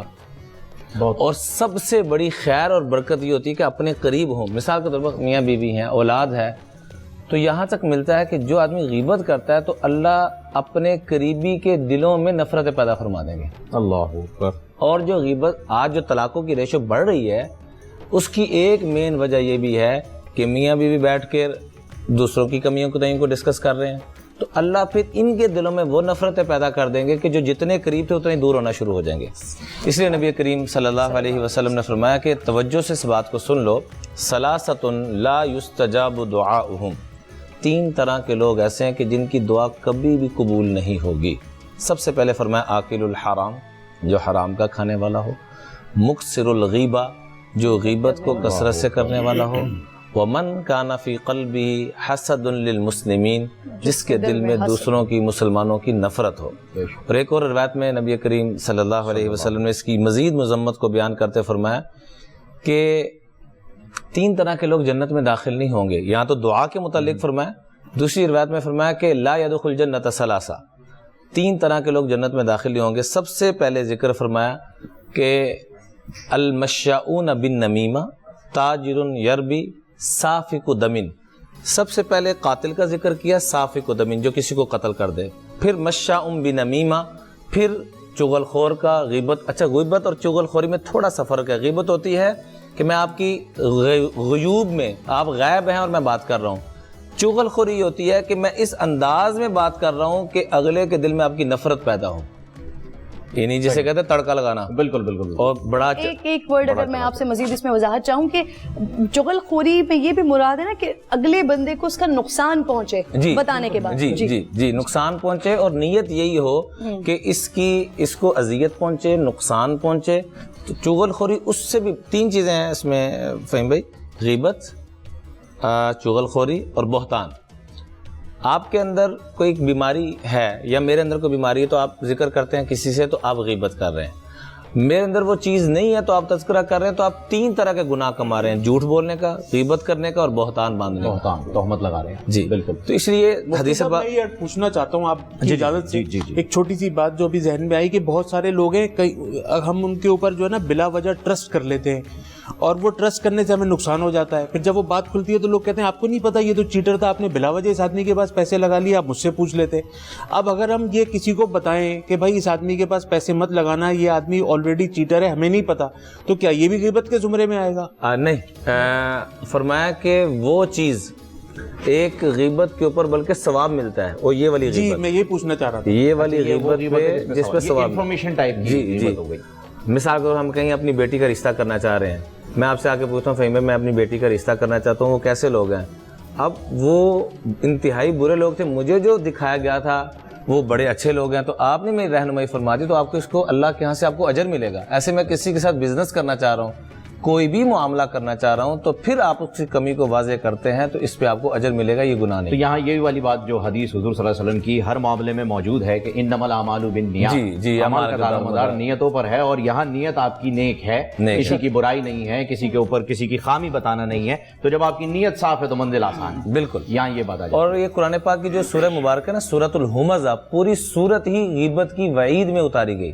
اگر ہو سکے تو سورت کا ترجمہ تفسیر ضرور پڑھیں اس کا, اور سورۃ الحجرات کا. آج کل بڑا وقت ہے, اللہ نے ہمیں فارغ کیا ہوا ہے. حدیث پاک میں آتا ہے 2 نعمتیں ہیں لیکن عام طور پہ لوگوں سے فائدہ اٹھاتے ہیں, فراغت اور صحت. تو اللہ نے صحت بھی دی ہے, فراغت بھی دی ہے. نعمتان مغبون فیہما کثیر من الناس الصحۃ والفراغ.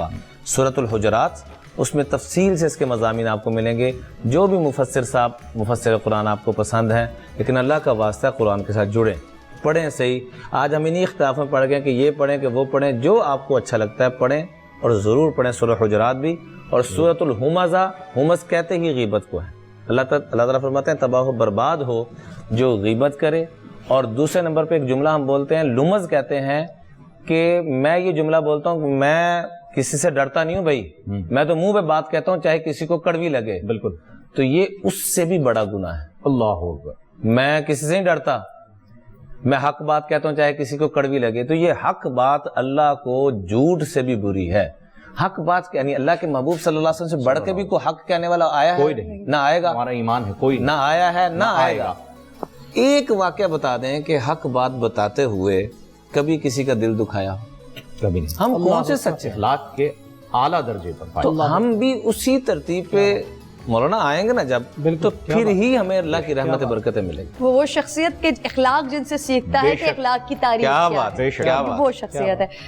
علامہ صاحب آپ کی جانب آؤں گی, اور اس سے پہلے ہاتھ جوڑ کر ان تمام لوگوں سے زندگی میں آج تک جب بھی کبھی کسی کے لیے برائی کی ہو, غیبت کی ہو, ان تمام لوگوں سے آج علماء کرام کی موجودگی میں اور ان لوگوں نے جو باتیں بتائی ہیں, تو تمام لوگوں سے میں معافی مانگتی ہوں. اور یار معافی اس لیے مانگ رہی ہوں کہ مجھے نہیں معلوم کہ ان لوگوں سے کبھی دوبارہ ملنا ہوتا ہے نہیں ہوتا, تو اللہ کے واسطے مجھے معاف کر دیجیے گا. کس کے دل میں بات رہ گئی, اللہ کے واسطے مجھے معاف فرما دیجیے گا. یہ آپ کے اندر کے ایمان کی علامت ہے کہ آپ ماشاءاللہ, اللہ ہر مسلمان کو یہ ہمت عطا فرمائے. جی علامہ صاحب آپ کی جانب آؤں گی. آغا بھائی نے بڑی خوبصورت بات کی تھی کہ شیطان اس وقت قید ہے, ہم بڑے آرام سے عبادات کر سکتے ہیں, نوافل پڑھ سکتے ہیں. تو ذرا ٹاپک سے ہٹ کرے, لیکن دماغ میں کلک کر رہی تھی, میں نے سوچا آپ سے معلوم کر لوں.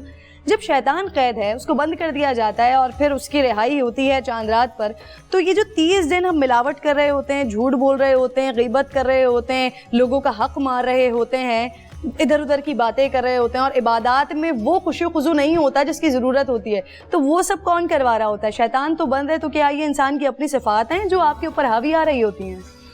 میں اس والے سے 2 نکات عرض کروں گا. ایک تو خود منہاج بھائی نے درود شریف کے والے سے بات کی, بہت خوبصورت بات کی, تھوڑی سی تشنا تھی, میں اس کو اگر آپ اجازت دیں تو کمپلیٹ کر لوں ضرور. دوسرا خود آپ کا یہ سوال, چونکہ پہلے بھی یہ سوال اٹھا تھا لیکن اس پر پھر بات ہو نہیں سکی, وقت کی قلت کی وجہ سے اس پہ بحث تو یہ سوال جو ہے بڑا اہم ہے. درود شریف کے والے سے خود مجھے جو یاد پڑتا ہے, شاید میں نے بخاری میں پڑھی ہے, رسول کریم نے فرمایا کہ لا تصلو علی صلاۃ البطراء, دم بریدہ صلوات مجھ پر نہ بھیجو. جس درود میں پوچھا گیا مس صلاۃ البطراء, وہ صلاۃ البطراء کیا ہے, کہا جس میں میری آل کو شامل نہ کیا جائے. سبحان اللہ. ٹھیک. اب آپ دیکھیں عمومی طور پر جو طویل درود شریف ہے وہ ہم یوں پڑھتے ہیں, اللہم صلی علی محمد وعلی آل محمد کما صلیت علی ابراہیم وعلی آل ابراہیم. اللہ کو, یہ خود نبی کریم کی تعلیم کردہ درود شریف ہے نا. اچھا, اس میں ہم کیا کرتے ہیں, واسطہ دیتے ہیں جس طرح سے تو نے حضرت ابراہیم پر اور ان کی آل پر, یعنی وہاں پر حضرت ابراہیم کی آل کو بھولتے نہیں ہیں, کیا بات ہے, اور اس کو اپنے لیے نمونہ قرار دیتے ہوئے کہتے ہیں کہ اسی طرح سے نبی کریم اور ان کی آل پر. کیا بات. اس کا مطلب یہ ہے کہ اس حدیث کو اس درود کے ساتھ جب ہم ملا کے رکھیں تو بات بالکل واضح ہو جاتی ہے کہ جب ہم کہتے ہیں صلی اللہ علیہ وسلم تو یہ نامکمل ہے اور نبی کریم کو پسند نہیں ہے. پسند وہی کامل ہے جس میں نبی کریم اور ان کی آل کو شامل کیا جائے. تو اس لیے اب اس کے لیے دونوں طریقے ہیں, طویل بھی اور مختصر بھی. طویل درود ابراہیمی ہے اور مختصر جو ہے اللہم صلی علی محمد و آل محمد, تو یہ جو ہے مختصر بھی اور جامع بھی ہے۔ جہاں تک آپ کے سوال کا تعلق ہے، اس میں کوئی شک نہیں کہ یہ جو ماہ مبارک رمضان ہے، اس کے حوالے سے نبی کریم صلی اللہ علیہ وآلہ وسلم نے اپنے خطبہ شعبانیہ میں بھی یہ فرمایا کہ اس مہینے میں شیاطین کو اللہ زنجیروں سے جکڑ دیتا ہے اور شیاطین بندھے ہوئے ہوتے ہیں۔ اب ہمارا تصور کلیئر ہونا چاہیے۔ مسئلہ یہ ہے کہ انسان جب شکم مادر سے باہر آتا ہے تو وہ دو خصوصیات کا مجموعہ ہوتا ہے۔ ان دو خصوصیات میں سے کسی ایک کے غلبے سے اس کی زندگی کی نہج تبدیل ہو جاتی ہے۔ حیوانی خصوصیات غالب ہوں تو وہ شیطان اور ابلیس بن جاتا ہے، نمرود اور فرعون بن جاتا ہے۔ اگر رحمانی خصوصیات اور صفات غالب ہوں تو وہ پھر انسانیت کے معراج تک پہنچتا ہے۔ ٹھیک، یہ دو صفات ہر انسان کے اندر موجود ہیں اور انہی کی جنگ کا نام زندگی ہے، انہی کی جنگ کا نام۔ اب ہم سے کہا گیا کہ شیطان وسوسہ دیتا ہے، آپ کے دلوں کے اندر وسوسہ پیدا کرتا ہے۔ یہ جو مہینہ ہے اس میں باہر کے شیاطین تو سارے بند ہیں، جکڑے ہوئے ہیں۔ اب ہمیں اپنے آپ پر غور کرنا ہے کہ کیا میں اپنی عملی زندگی میں اپنے اندر کی ان حیوانی صفات کو پلا بڑھا کر، جیسے آپ گوشت کھاتے ہیں، چربی اور تیل استعمال کرتے ہیں تو آپ کی چربی بڑھتی ہے، لیکن اگر آپ ویجیٹیبل استعمال کریں تو قوت بھی ملتی ہے اور چربی بھی نہیں بڑھتی۔ تو یہ اب آپ پر ہے کہ آپ کس طرح سے اپنی نشو و نما کرتے ہیں۔ مولانا رومی تمام علماء کرام نے پڑھا ہوگا اور یقیناً ان سے آشنا ہوں گے، فرماتے ہیں کہ در زمین دیگران خانے مکن، دوسروں کے پلاٹ پر گھر نہ بناؤ، کار خود کن کار بیگانے مکن، اپنا کام کرو دوسروں کا کام نہ کرو۔ آگے پھر اس کی تشریح کرتے ہیں، کہتے ہیں کیس بیگانے تنے خاکی، یہ تو بیگانہ کون ہے؟ تمہارا یہ خاکی بدن، کیا برا یہ اوست غمنا کی، یہ تو جو تم صبح سے رات تک ہمیشہ محنت کرتے ہو اپنے اس بدن کے لیے کرتے ہو، جبکہ یہ غیر ہے۔ آگے کہتے ہیں کہ یہ بدن وہ ہے جو کیڑوں کی خوراک ہے، یہ غیر ہے، یہ تم نہیں ہو۔ جب تم کہتے ہو میرا بدن تو وہ میں کوئی اور ہے، بدن کوئی اور ہے، اس میں کی ملکیت یہ بدن ہے۔ لہٰذا یہ بدن جب کیڑوں کی خوراک بننا ہے اس بدن نے، تو پھر اس کی طرف توجہ کم کرو۔ کیس بیگانے تن خاکی، یہ تو کیس برا یہ اوس غمنا کی، یہ تو تھا تو تن را چرب و شیرین می دہی، جب تک تم اپنے اس بدن کو میٹھی اور مرغن غذائیں کھلاتے رہو گے، گوہر جان را نیا بھی فربہی، اپنی روح کو کبھی بھی تم مضبوط نہیں کر سکتے۔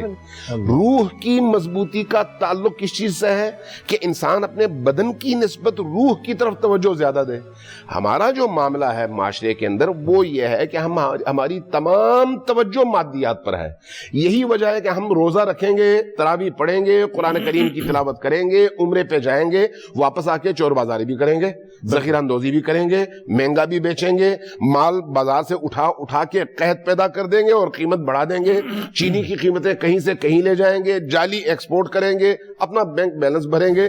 جبکہ علامہ صاحب عوام کو نوچ کر، عوام کا خون پسینہ نوچ کر اسی پیسے سے جا کے عمرہ کریں گے اور اسی میں سے عوام کے لیے رمضان المبارک میں سحر و افطار کا انتظام بھی کریں گے۔ جی بالکل بالکل۔ تو یہ وہی دیکھیں، یہ جو ہم عام طور پر ضرب المثل پڑھتے ہیں نا، 900 چوہے کھا کے بلی حج کو چلی، تو یہاں پر ہماری مثال ایسے ہی ہے۔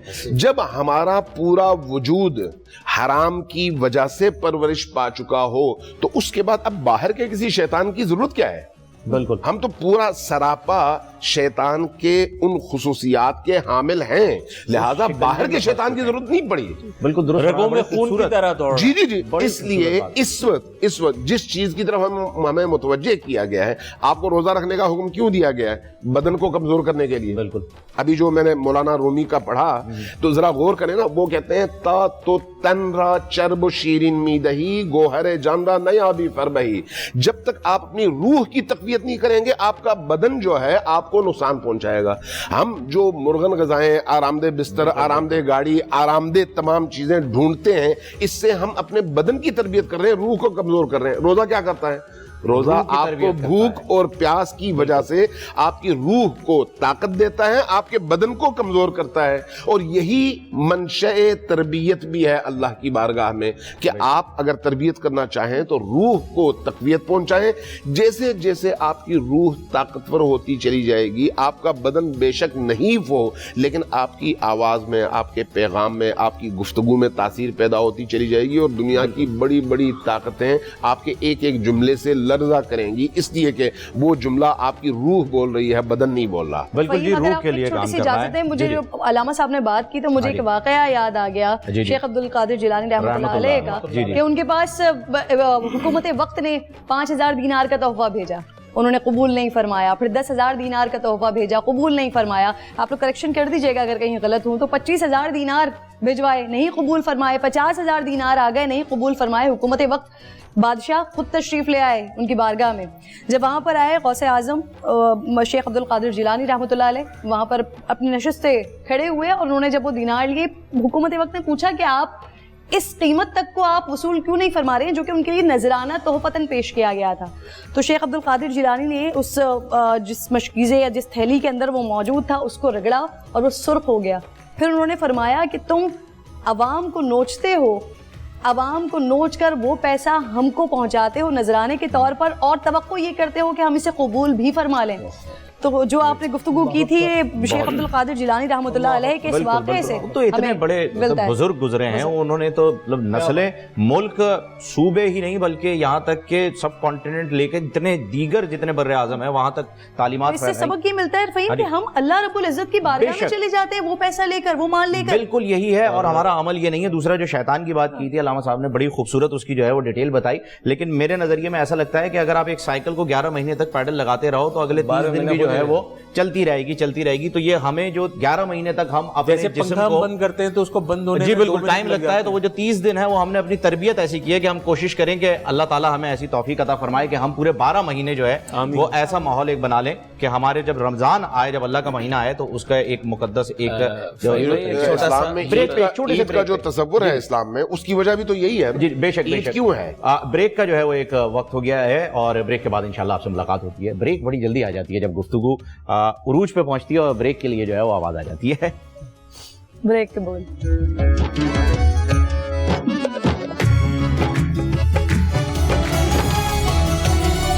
رمضان رمضان رمضان میں بول.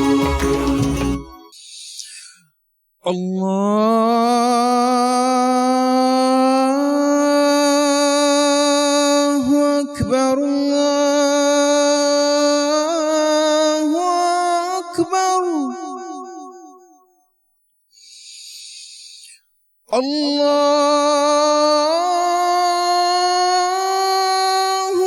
اکبر اللہ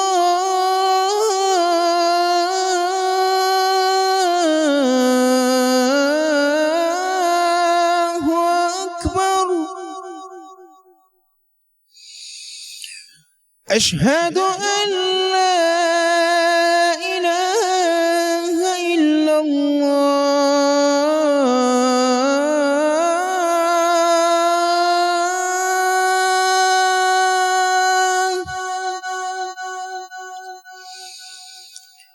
اشہد ان لا الہ الا اللہ,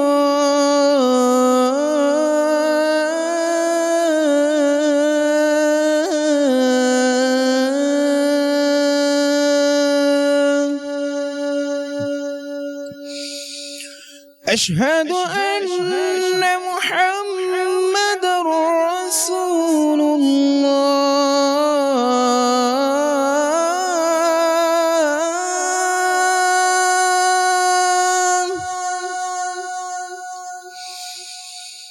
اشہد ان محمد رسول اللہ.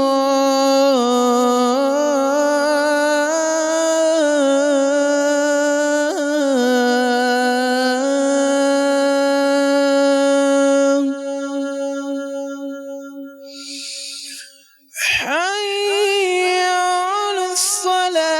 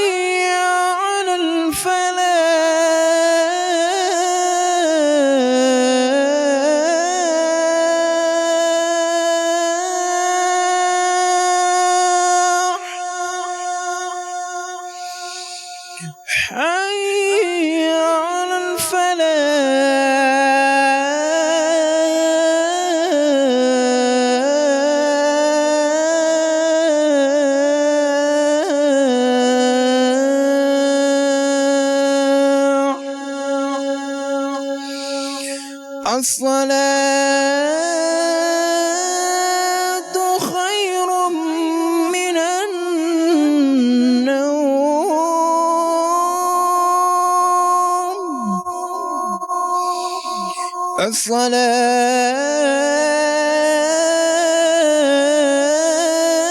الصلاة خير من النوم.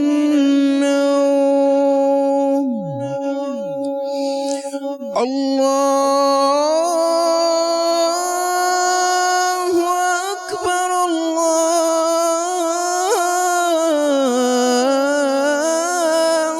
أكبر لا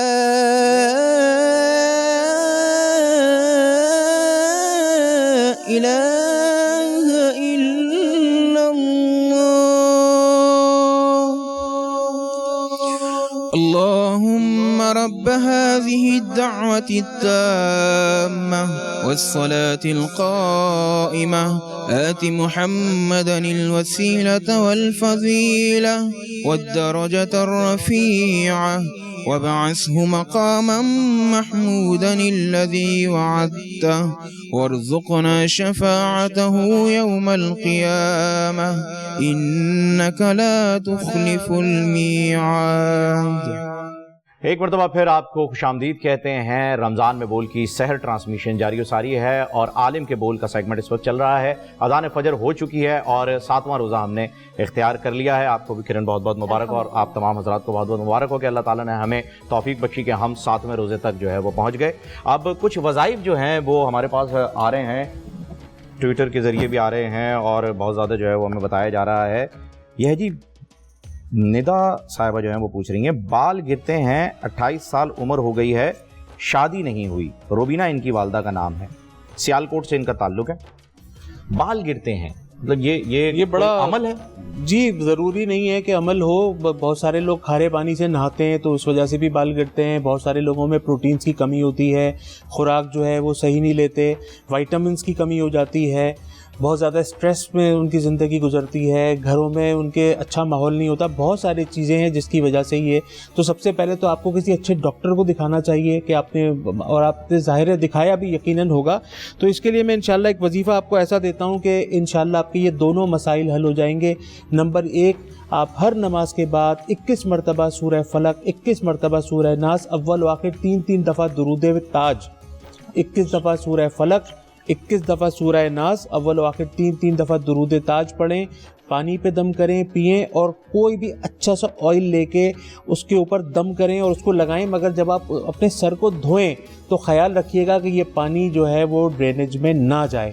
اس کو آپ کو کسی برتن میں ڈال کے اس میں دھونا ہے, کیونکہ یہ ایسا مجرب اور اتنا آزمودہ وظیفہ ہے کہ آپ کے بال انشاءاللہ پھر گرنے, ایک تو سب سے پہلے جو یہ گرتے ہیں یہ گرنا بند ہو جائیں گے, اس کے بعد پھر اس کی گروتھ شروع ہو جائے گی. یہ پانی آپ نے کسی برتن میں اپنے سر کو دھونا ہوگا اور دھونے کے بعد اس کو آپ نے کسی کیاری. ایک چیز آپ سے میں پوچھنا چاہتی ہوں, جتنے بھی آپ وظائف بتا رہے ہوتے ہیں یہ تمام لوگ جن کے ساتھ یہ مسائل ہیں وہ کر سکتے ہیں یا یہ اسپیسیفکلی ان لوگوں کے لیے جو اپنے والدہ کا نام اجازت الحمدللہ عام ہے؟ سورہ فلق, سورہ ناس, یہ بال گرنے کا وظیفہ جب خواتین کے بال گرتے ہیں نا اور بہت بڑی تعداد میں گرتے ہیں تو وہ اتنے آرام سے چھوڑتی نہیں ہے. آج کل تو مرد بھی نہیں چھوڑتے, وہ فوراً کسی اچھے ڈاکٹر کے پاس, دوسرے کے بعد, تیسرے کے بعد, اس کے بعد جب وہ تھک جاتے ہیں تو وہ ہمارے پاس آتے ہیں. تو میں ان کو یہ وظیفہ بتاتا ہوں کہ اول و آخر درود تاج 3 دفعہ, 21 دفعہ سورہ فلق, سورہ ناس پڑھ کے کسی پانی پہ دم کر کے پئیں اور اس کسی آئل پہ دم کریں. اس کے لیے بہترین آئل جو ہے وہ زیتون کا اولیو آئل ہوتا ہے, اس کے اوپر دم کریں اور دم کر کے اپنے بالوں میں فنگر سے اچھی طرح اس کا مساج کریں. اور جب اس کو اپنے سر کو دھونا ہے تو اس کا پانی جو ہے وہ ڈرینیج میں نہیں جانا چاہیے, کسی برتن میں ڈالیں اور بعد میں کیاری میں ڈال دیں. آپ دیکھیں گے 1 مہینے میں اس کی گروتھ ہو جائے گی. اور یا لطیفو یا حلیمو, یا لطیفو یا حلیمو فجر کے بعد 100 ٹائمز پڑھیں, اور سبحان اللہ والحمد للہ ولا الہ الا اللہ واللہ اکبر. اللہ تبارک و تعالیٰ کو یہ تیسرے کلمے کی تسبیح پروردگار کو بہت پسند ہے, اس میں اللہ تعالیٰ کی آپ نے تعریف کی ہے. تو یہ 2 عملیات فجر کے بعد اگر 100 مرتبہ پڑھ لیے جائیں تو انشاءاللہ اتنا مجرب, اتنا آزمودہ کہ بہت جلد انشاءاللہ آپ کی شادی بھی ہو جائے گی. بہترین, امید ہے کہ جواب مل گیا ہوگا. سکھر سے ایک سوال آیا ہے فائزہ صاحبہ کا, جمیلہ ان کی والدہ کا نام ہے, ہر وقت آنکھیں جلتی ہیں, بھاری پن رہتا ہے, हाँ, ये आंखों का जलना और भारीपन रहना, इन दोनों में असरात भी हो सकते हैं और दुनियावी सिम्टम्स भी बहुत ज्यादा हो सकते हैं।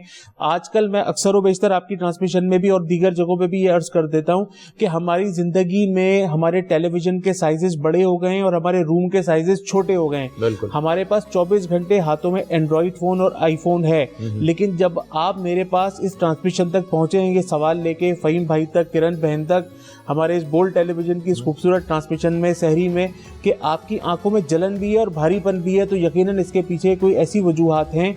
तो इसका बेहतरीन इलाज जो है ना, वो है आप आबे ज़मज़म हर घर में मौजूद होता है, आप ड्रॉपर लें, आबे ज़मज़म लें और उसमें सूरह फातिहा 11 मरतबा दम करें और या नूरो या नूरो या नूरो 111 मरतबा पढ़ें, उसको दम करें आबे ज़मज़म पे, उसको पिएं और उसमें ड्रॉपर में एक एक दो दो ड्रॉप्स लेके रात को सोते वक्त और सुबह नहर मुँह फजर के बाद इसको डालें। इंशाअल्लाह ताला ये मसला आपका हल हो जाएगा, आंखें जलना बंद हो जाएंगी और इंशाअल्लाह ये जो आंखों के ऊपर भारीपन है ये भी ख़त्म होगा। मगर ये अमल आप रमज़ान शरीफ में नहीं कर सकते क्योंकि रोज़े के दौरान आप अपनी आंखों में कुछ भी नहीं डाल सकते। तो ये आपने इफ्तार के फौरन बाद और सहरी के बंद होने से पहले ही अमल करें। इंशाल्लाह एक हफ्ते में हो सके तो यहीं पे आप हमें गुड न्यूज़ देंगी। अब मैं आपको इसकी गुड न्यूज़ बता भी देती हूँ कि मेरा आजमूदा वजीफा भी है, नुस्खा भी है। मेरी आईसाइट जब गिरना शुरू हुई, हाँ, मेरी आईसाइट जब गिरना शुरू हुई तो मुझे या नूरू का वजीफा दिया गया, मैं उसको पढ़ के और उंगलियों पे फूंक मार के किया करती थी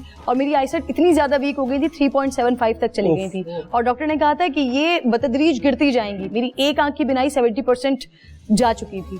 तो इसके बाद अल्हम्दुलिल्लाह ये मैंने वजीफा करना शुरू किया और उसके बाद मेरी आईसाइट रुक गई है, यहीं पर ही रुक गई है। तो ये मेरा बड़ा आजमूदा इंप्रूव हो जाएगी, यानी इसे जारी और सारी रखा जाए। अगर आप देखें आंखों में शहद लगाया जाए ना, अगर आंखों का शहद आता है, हर शहद आंखों का नहीं होता, ये भी मैं बता दूं पहले, आंखों का अलग एक शहद आता है। वो अगर वो देखें हमारे इस्लाम में शहद का, जैतून का, इंजीर का, खजूर का, इन चीजों का तो बहुत ज्यादा जिक्र है। हमारा जन्नत की मशरूबात, जन्नत के फल। तो आप अगर किसी भी नियत से जमजम को पी लें, लगा लें, ड्रॉपर में डाल लें, जो नियत आपकी होगी वैसा वो काम करेगा। यही शहद के लिए है कि आप आंखों में डालने का एक बहुत अच्छा शहद अगर आप कहीं से ओरिजिनल ले लें, देखिए शीरा मिला हुआ हो, 2 नंबर हो तो वो किसी काम नहीं है, तो उसके ऊपर आप 11 मरतबा दुरूद इब्राहिमी पढ़ें। देखिए ये 11 मरतबा दुरूद इब्राहिमी और 111 मरतबा या नूर, ये पढ़ने के बाद आप शहद पे दम करें और उसकी सिलाई, चांदी की सिलाई भी चांदी की होनी चाहिए, ओरिजिनल। देखें आंखों का मसला है, बिल्कुल ये इंशाल्लाह आप देखें एक हफ्ते के अंदर आपके रिजल्ट बेहतर आने शुरू हो जाएंगे। अच्छा फहीम, आपके पास सवाल है? नहीं आपकी। मैं अब उलमा कराम की जानिब इस सिलसिले को लेकर आगे जाना चाह रही थी क्योंकि अब हम इख्तिताम, इस सेगमेंट के इख्तिताम के करीब बढ़ रहे हैं। तो आज अल्हम्दुलिल्लाह जो रोज़ा हमने इख्तियार किया है, रमज़ानुल मुबारक का पहला जुमा भी है, तो इसकी बरकतें और रहमतें भी लूटनी चाहिए। इसी हवाले से मैं बात करना चाह रही थी उलमा कराम से कि ज़रा जुमे की फजीलत और फिर रमज़ानुल मुबारक के पहले जुमे की फजीलत के हवाले से, और अगर इसके लिए कोई ख़ास इबादत जिसका हम एहतमाम कर सकते हैं, अगर कुछ आप रोशनी डालना चाहें इस पर। तो बिस्मिल्लाहिर्रहमानिर्रहीम। जुमे के दिन को इस्लाम में बड़ी अहमियत हासिल है और जुमे के दिन की सबसे खूबसूरत मुनासबत ये है कि ये इसकी मुनासबत मैदान मजीद से रखी गई है। मैदान मजीद क्या है? मैदान मजीद जन्नत में वो मकाम है कि जिस मकाम पर अल्लाह ताला जल्ल शानुहु अपने बंदों को जन्नत में बुलाने के बाद अपनी ज़ियारत करवाएंगे। सुभान अल्लाह। कहते हैं, उलमा ने लिखा है कि जो बंदा यहाँ जितना जल्दी जाता है मस्जिद जुमे की नमाज अदा करने के लिए, वो वहाँ उतना आगे बैठा होगा, अल्लाह इतना करीब बैठा होगा। और जिस बंदे को जितना यहाँ जितनी तवज्जो हासिल होती है अपने खतीब को, अपने इमाम को, खुतबा देने वाले को सुनने के लिए इतनी तवज्जो से वो अल्लाह जल्ल शानू की वहाँ ज़ियारत कर सकेगा। कुरान करीम में 28वें सपारे में ये फरमाया ना कि आप नमाज जुमा की तैयारी कीजिए, गुस्ल कीजिए और अच्छे कपड़े पहनिए, खुशबू लगा के मस्जिद जाइए और उसके बाद आप मुंतशिर हो जाइए अपने कामों के लिए। उस मुनासबत से मुझे एक रिवायत याद आ गई। तबक़ात शाफ़िअतुल कुबरा में इमाम ताजुद्दीन सुबकी रहमतुल्लाह अलैह ने इस रिवायत को नकल किया। बड़ी खूबसूरत, ये किताब भी बड़ी खूबसूरत है और ये रिवायत भी बड़ी खूबसूरत। फरमाया कि जब लोग अपना वहाँ अल्लाह जल्ल शानहू की ज़ियारत कर लेंगे तो ज़ियारत करने के बाद उन्हें गुमान होगा कि हमने जुमे की नमाज़ पढ़ी है, और जब उस गुमान के बाद लोग बाहर निकलेंगे तो वो दुनिया के मामूल का तसव्वुर अपने जहन में लाएंगे कि हम दुनिया में जब होते थे, जुमा पढ़ते थे, उसके बाद मार्केट से हमें घर से आर्डर होता था ये चीज़ लेकर घर आनी है, तो वो वाकई उसी तरह अल्लाह ताला अपने कुन इख्तियार अल्लाह की ज़ात का है, तो تو اللہ تعالیٰ وہاں مارکیٹ کا ایک سما پیدا فرمائیں گے، ماحول بن جائے گا، اور لوگ وہاں سے نکلنے کے بعد ان مارکیٹوں میں جائیں گے، مختلف چیزیں پرچیز کریں گے، اور پرچیز کرنے کے بعد جب وہ اپنی جیب کی طرف ہاتھ ڈالیں گے تو پریشان ہو جائیں گے کہ جیب میں پیسے نہیں ہیں. تو سامنے جو بیچنے والے ہوں گے وہ مسکرائیں گے، وہ کہیں گے کہ آپ کا یہ تصور دنیا کی طرف چلا گیا، آپ جنت میں ہیں، اللہ کی زیارت کی ہے، اس کے بدلے میں یہ جتنی چیزیں آپ نے پسند کی ہیں یہ اللہ کی طرف سے آپ کو تحفہ دیا جا رہا ہے. کیونکہ جب کوئی کسی کے گھر جاتے تو وہ خالی نہیں بھیجتے، آپ تو اللہ کی زیارت کے لیے آئے ہیں، اللہ آپ کو کیسے خالی واپس بھیج سکتے ہیں. سبحان اللہ. یہ جمعے کے بارے میں جو ہے وہ فضیلت آ رہی ہے. علامہ صاحب آپ اس میں کچھ ایڈ کرنا چاہیں گے؟ دیکھیے جمعے کی مادی سے زیادہ معنوی تفسیر ہے. اچھا. جمعہ سید الایام ہے، اس لیے جمعے کو احادیث میں حج الفقراء بھی کہا گیا ہے، یعنی فقیروں کے حج کا دن. جب لوگ مکہ نہیں جا سکتے تو پھر جمعے کے دن مسجدوں میں جا کے عبادتیں کریں، چونکہ یہ دن اللہ کی رحمت کے دروازے کھلنے کا دن ہے. یہ عام جمعے کی بات کر رہا ہوں، رمضان مبارک نہیں. تو شب جمعہ جیسے ہی سورج کا غروب ہوتا ہے جمعرات کے دن اور شب شروع ہوتی ہے، اس وقت سے رحمت کے دروازے کھلتے ہیں جمعے کی مناسبت سے صبح جمعہ تک، اور صبح جمعہ سے شام جمعہ تک یہ جو 24 گھنٹے کا دورانیہ ہے، یہ عبادتوں کے حوالے سے اگر آپ اخلاص کے ساتھ کوئی ایک کام کرتے ہیں تو اس کا اجر کئی گنا زیادہ ملتا ہے باقی دنوں کی نسبت سے، چونکہ یہ سید الایام ہے، اللہ کی خاص توجہ کا دن ہے، اور اللہ تبارک و تعالیٰ نے اس رات اور دن میں انسانوں کو اپنی طرف بلایا ہے کہ ہر صورت میں آؤ. تو اس لیے اگر اس دن کے حوالے سے جو دعائیں خود نبی کریم صلی اللہ علیہ وآلہ وسلم سے منقول ہیں، جو امیر المؤمنین سے منقول ہیں، جو اہل البیت علیہ السلام سے منقول ہیں، جو صحابہ کبار سے منقول ہیں، ان دعاؤں کے مجموعے کو اگر دیکھیں جو ان راتوں کے لیے ہیں، خصوصاً شب جمعہ اور روز جمعہ، تو وہاں سے پتہ چلتا ہے کہ یہ ایک معنوی سفر کا نام ہے، ارتقاء کا نام ہے، جس کے ذریعے سے انسان اس مادی کثیف دنیا سے بہت اوپر جا سکتا ہے. اب مجھے نہیں پتا ماحول میں اتنی گنجائش ہے یا نہیں کہ جب ہم قرآن کریم کی ان آیات کو پڑھتے ہیں نا جس میں دیدار کا تذکرہ ہے، تو اس پر بحثیں ہیں اور بڑی بحثیں ہیں. اس لیے میرا خیال ہے ہمیں ان نکات کی طرف جانا چاہیے جو واقعی سب کے درمیان متفق بھی ہیں، متفق علیہ بھی ہیں، اور عقل کے مطابق بھی ہیں. اللہ تبارک و تعالیٰ کی ذات بے نیاز ہے، اللہ کی ذات مقید نہیں ہے. جب ہم کہتے ہیں اللہ تو اللہ وہ ذات ہے جو محتاج نہیں ہے، غنی ہے. جب ہم اس کے لیے سمت کا تعین کریں تو پھر وہ محدود ہو جاتی ہے ذات، اور اللہ لامحدود ہے. جب اس کے لیے مکان کا تعین کریں تو وہ مکان میں مقید ہو جاتی ہے ذات، جبکہ اللہ مکان سے ماورا ذات ہے. جب زمانے کا اشارہ کریں تو وہ زمانے میں مقید ہو جاتی ہے ذات، جبکہ اللہ زمانے سے ماورا ذات ہے اور خالق ذات ہے ان تمام چیزوں کی. اس لیے خود اللہ تبارک و تعالیٰ سے گفتگو کا جو شرف ان ایام میں، چاہے رات ہو چاہے دن ہو، انسان کو جو عطا ہوتا ہے، تو خود یہ ایک بہت بڑا انعام ہے. جب حضرت موسیٰ سلام اللہ علیہ جب کوہ طور پر تشریف لے گئے اور عرض کیا کہ باراللہ دیدار کرا دے، تو وہاں پر جو جواب آیا وہ کیا ہے؟ لن ترانی یا موسیٰ، اے موسیٰ تو کبھی بھی مجھے دیکھ نہیں سکتا. عربی ادب مولانا تشریف فرما ہے، عربی ادب میں یہ جو لام اور نون ہے لن، یہ استعمال ہوتا ہے وہاں پر جہاں پر نفی کی گئی ہو اور ابدی طور پر نفی کی گئی ہو، یعنی کبھی ممکن نہ ہو. تو تو یعنی اللہ کی ذات وہ ذات ہے جو ہماری نگاہوں کی قید میں نہیں آ سکتی، بے شک اس سے ماورا ذات ہے. ہماری سوچ اور ہمارے تصور کی قید میں نہیں آ سکتی، اس سے ماورا ذات ہے.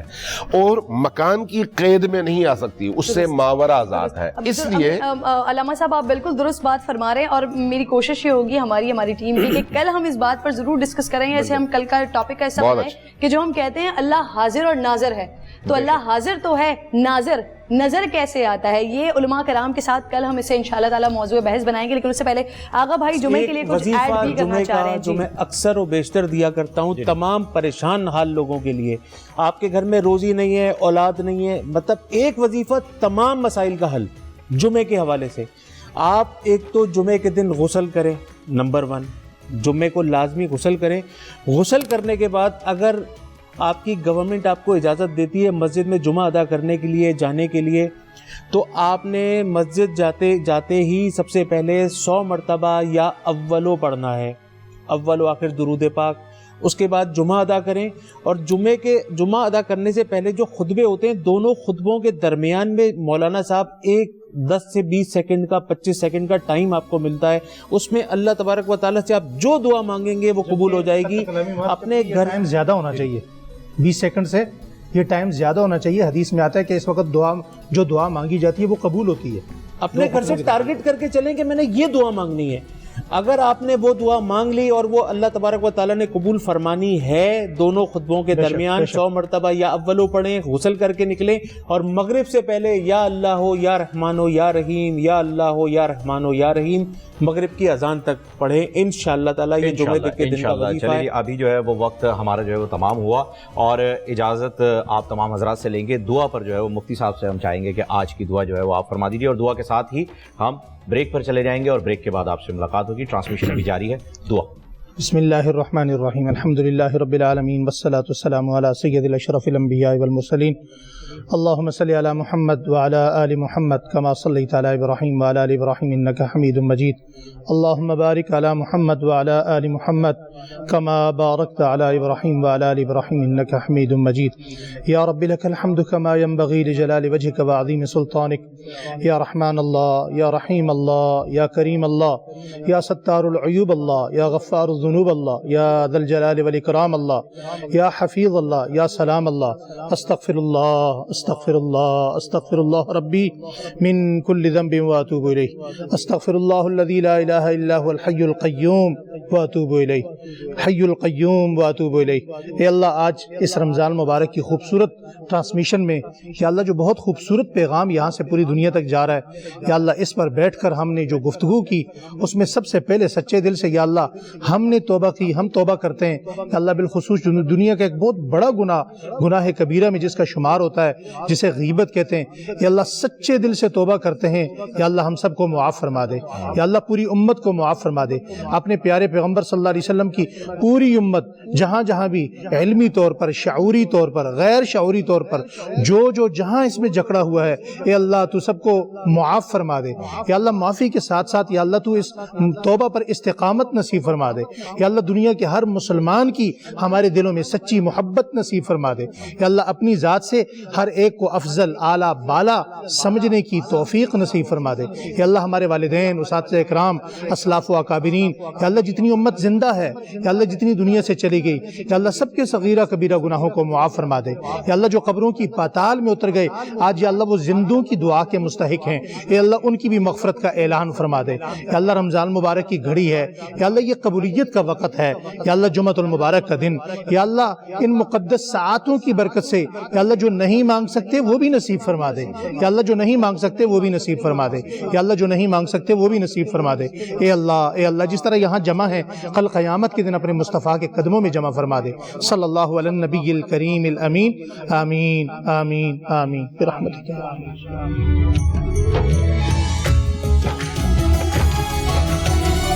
رمضان رمضان رمضان میں بول۔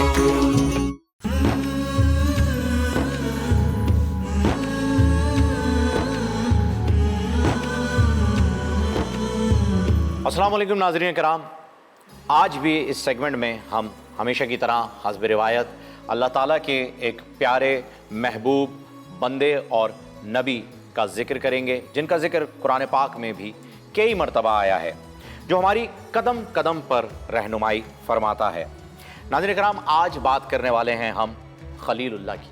جی ہاں، اللہ تعالیٰ نے جنہیں دوست کہا، اللہ تعالیٰ کا دوست، کتنی بڑی بات ہے، کتنا بڑا مرتبہ ہے۔ اس سے بڑا مرتبہ کیا ہو سکتا ہے؟ صرف اللہ کا محبوب ہونا۔ جی ہاں ناظرین کرام، हुजूर अकरम सल्लल्लाहु अलैहि वसल्लम जिस शिजरा नस्ब से ताल्लुक़ रखते हैं, वो शिजरा, वो हाशमियत का जो ख़ानदान है, वो हज़रत इब्राहीम अलैहिस्सलाम से मिलता है। और इसीलिए आप सल्लल्लाहु अलैहि वसल्लम ने दुरूद इब्राहीमी पढ़ने की भी फ़जीलत बयान की है, जिसमें हज़रत इब्राहीम अलैहिस्सलाम पर और उनकी आल पर दुरूद व सलाम भेजा जाता है।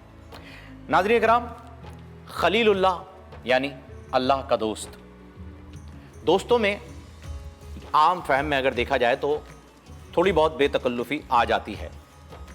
दोस्त कह देता है कि मुझे कुछ चाहिए, तो दूसरा दोस्त जो है वो अता कर देता है। अब अल्लाह का दोस्त है ये बंदा हज़रत इब्राहीम अलैहिस्सलाम, जो चाहते मांग लेते, लेकिन अल्लाह ताला ने अपने नबी के ज़रिए हमारे लिए तालीम फरमानी थी, हमारे लिए उन्हें वो मुश्किलात, उन मुश्किलात से गुजारा गया जिसको देखकर, जिसको जानकर, जिसको पढ़कर हमें इस बात का यकीन आ जाए कि किस तरह से अल्लाह ताला के बंदों ने, अल्लाह ताला के नबियों ने, अल्लाह ताला के पैगंबरों ने अल्लाह ताला का जो ये एक पैगाम है उसे आगे बढ़ाया है। बहुत सारे उतार चढ़ाव हज़रत इब्राहीम अलैहिस्सलाम की ज़िंदगी में देखने को मिलते हैं। आपको ये भी जानकर बड़ी खुशी होगी, जो लोग नहीं जानते, कि बकर ईद जिसे हम कहते हैं, बड़ी ईद भी कहते हैं, ईद उल अज़हा भी कहते हैं, ये सुन्नत इब्राहीमी है। इस किस्से की तरफ भी आएंगे, लेकिन आज जो किस्सा हमने मौजूए गुफ्तगू रखा हुआ है उस पर बात करेंगे। ये ज़िक्र जो इस वाक़ये में मैं करने लगा हूँ, ये हज़रत इब्राहीम अलैहिस्सलाम की कुर्बानी का नहीं, उनके तवक्कल का है। और हज़रत इब्राहीम अलैहिस्सलाम जिन्हें अल्लाह ताला ने मुख्तलिफ़ नामों से पुकारा है, जिनमें आते हैं मुसलमान नबी, पैगंबर, अबुल अनबिया, खलीलुल्लाह, इमामुन नास और हनीफ, ये तमाम अलकाब हज़रत इब्राहीम अलैहिस्सलाम के हैं। बहरहाल यहाँ पर हज़रत इब्राहीम अलैहिस्सलाम तालीम फरमा रहे हैं एक अल्लाह की वहदानियत की, अल्लाह वाहिद है, और मनाजरा कर रहे हैं उनसे जो बुतों को पूछते हैं, जो ना बोल सकते हैं, ना सुन सकते हैं, ना चल सकते हैं, ना ही इंसान की किसी भी, इंसान क्या बल्कि किसी चींटी की, इंसान तो बहुत बड़ा होता है ना, एक बड़े कोई बेहतरीन किस्म का 6.5 फुट का आदमी, ज़बरदस्त किस्म की बॉडी भी बना लेता है। एक चींटी को एक दाना शक्कर का नहीं पहुंचा सकते ये पत्थर से बने हुए बुत। इनसे मनाजरा हो रहा है खलीलुल्लाह हज़रत इब्राहीम अलैहिस्सलाम का। नाज़रीन किराम, वाक़या कुछ यूँ है कि हज़रत इब्राहीम अलैहिस्सलाम जिस बस्ती में रहते थे, वो बस्ती बुत परस्ती की लानत में मुब्तला थी। बुतों को पूछती थी, अपने हाथों से पत्थर के बुत बनाती थी, और हज़रत इब्राहीम अलैहिस्सलाम को भी बुलाया करती थी, बुलावा भेजती थी कि तुम हमारे बुत खाने में क्यों नहीं आते, तुम हमारी बस्ती में से हो, हमारे बुत खाने में आओ, हमारे बुतों की इबादत करो, हमारे बुतों को पूजो। लेकिन हज़रत इब्राहीम अलैहिस्सलाम कभी नहीं गए। खलीलुल्लाह है, अल्लाह के पैगंबर हैं, वो जानते हैं कि हकीकत क्या है। ये पत्थर से बने हुए बुत जिन्हें अपने हाथों से बनाया जा रहा है, ये किसी काम के नहीं हैं। तो जिन लोगों पर ईमान की रोशनी, ईमान के राज खुल जाते हैं नाज़रीन किराम, वो दुनिया दिखावे से बहुत दूर हो जाते हैं।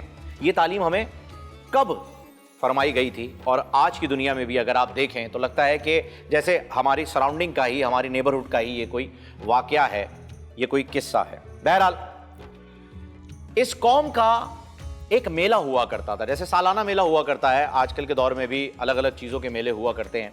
उस दौर में भी एक मेला हुआ करता था जहां बेहयाई आम थी, और ये मरदूद लोग उस बेहयाई की दावत हर किसी को खुलेआम दिया करते थे, और हज़रत इब्राहीम अलैहिस्सलाम को भी कहते थे कि आप हमारे इस मेले में क्यों नहीं आते, और हज़रत इब्राहीम अलैहिस्सलाम हर बार मना फरमा दिया करते थे। बहरहाल एक बार जब हज़रत इब्राहीम अलैहिस्सलाम इनके बुतखाने में पहुंचे, क्योंकि ये लोग सब मेले में जा चुके थे, तो इनके बुतखाने में पहुंचे और एक सोची समझी, एक प्लान करके, एक इनके लिए एक चीज़ प्रैक्टिकली जो है, जिसे हम कहते हैं आज की दुनिया में कि थ्योरी जो है, वो बातें जो हैं वो समझ में नहीं आती, तो प्रैक्टिकल करके किसी चीज़ का दिखाना होता है। तो इस सोच के तहत जब इनके बुतखाने में पहुंचे तो देखा कि वहाँ पर बड़े बड़े बुत बना रखे हैं इन लोगों ने।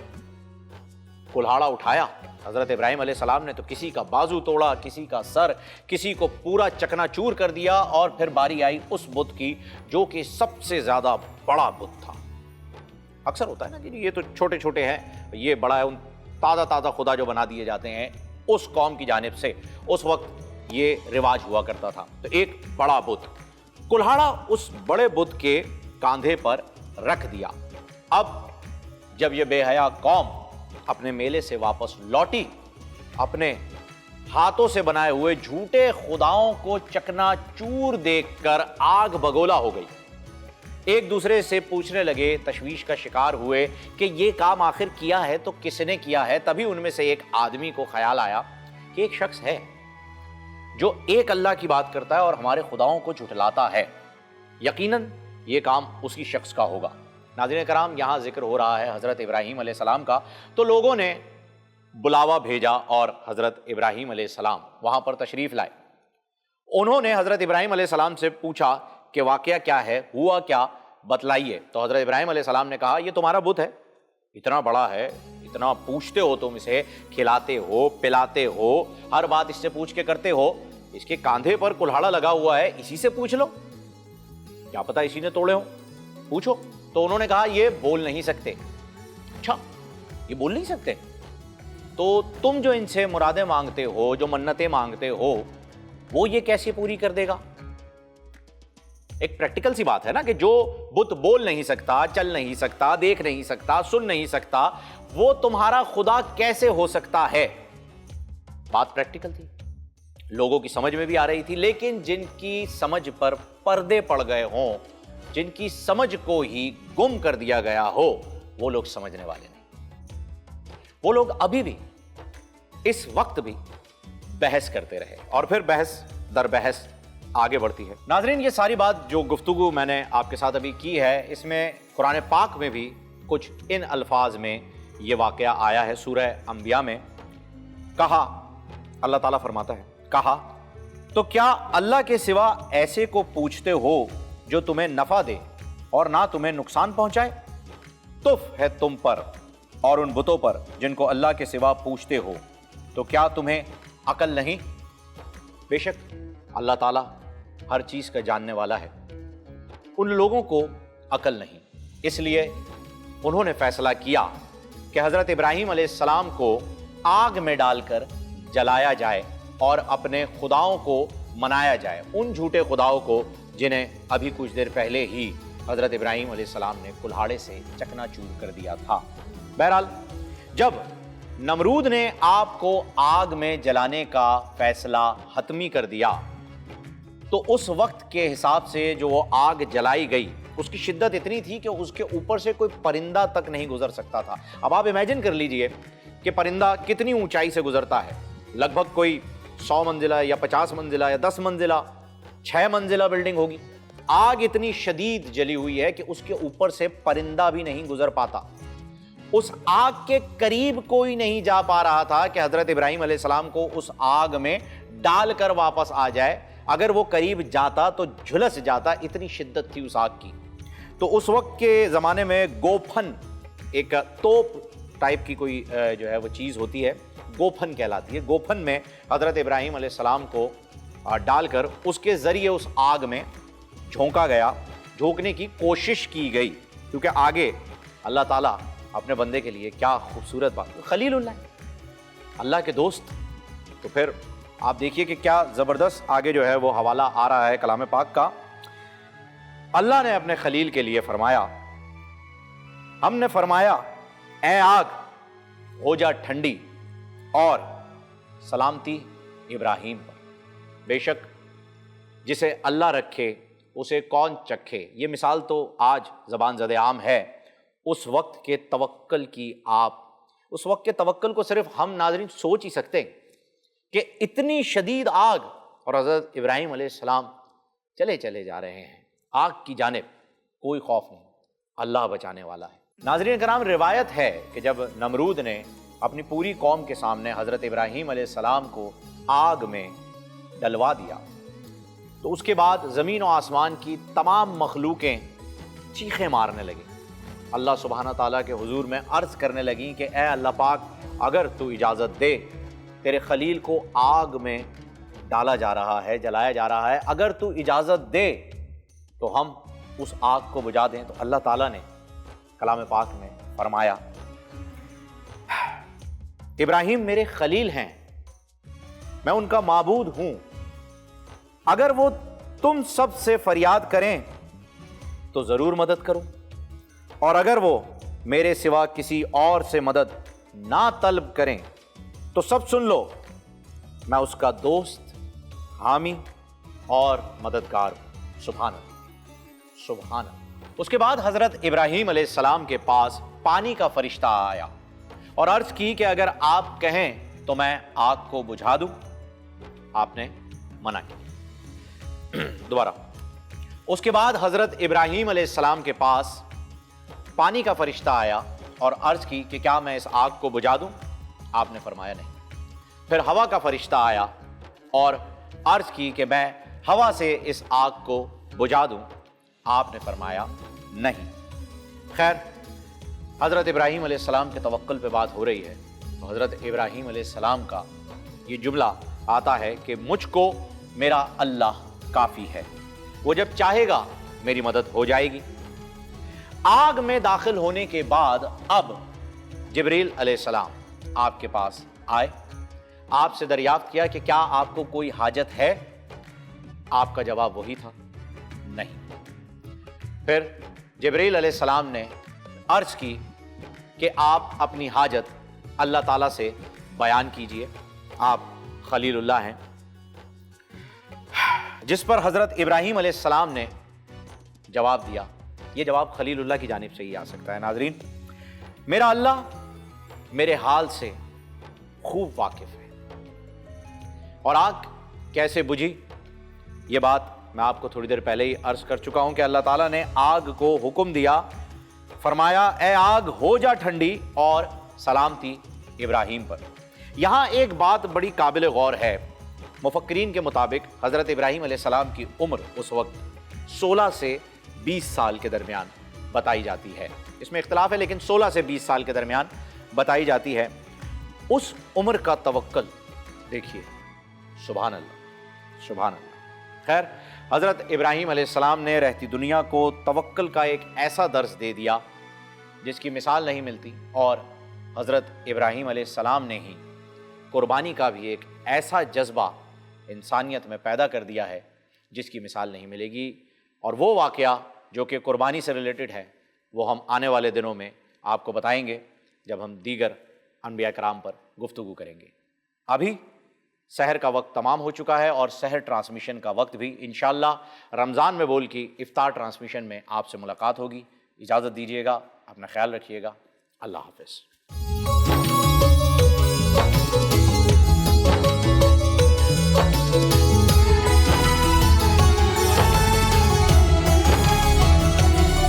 रमज़ान रमज़ान रमज़ान में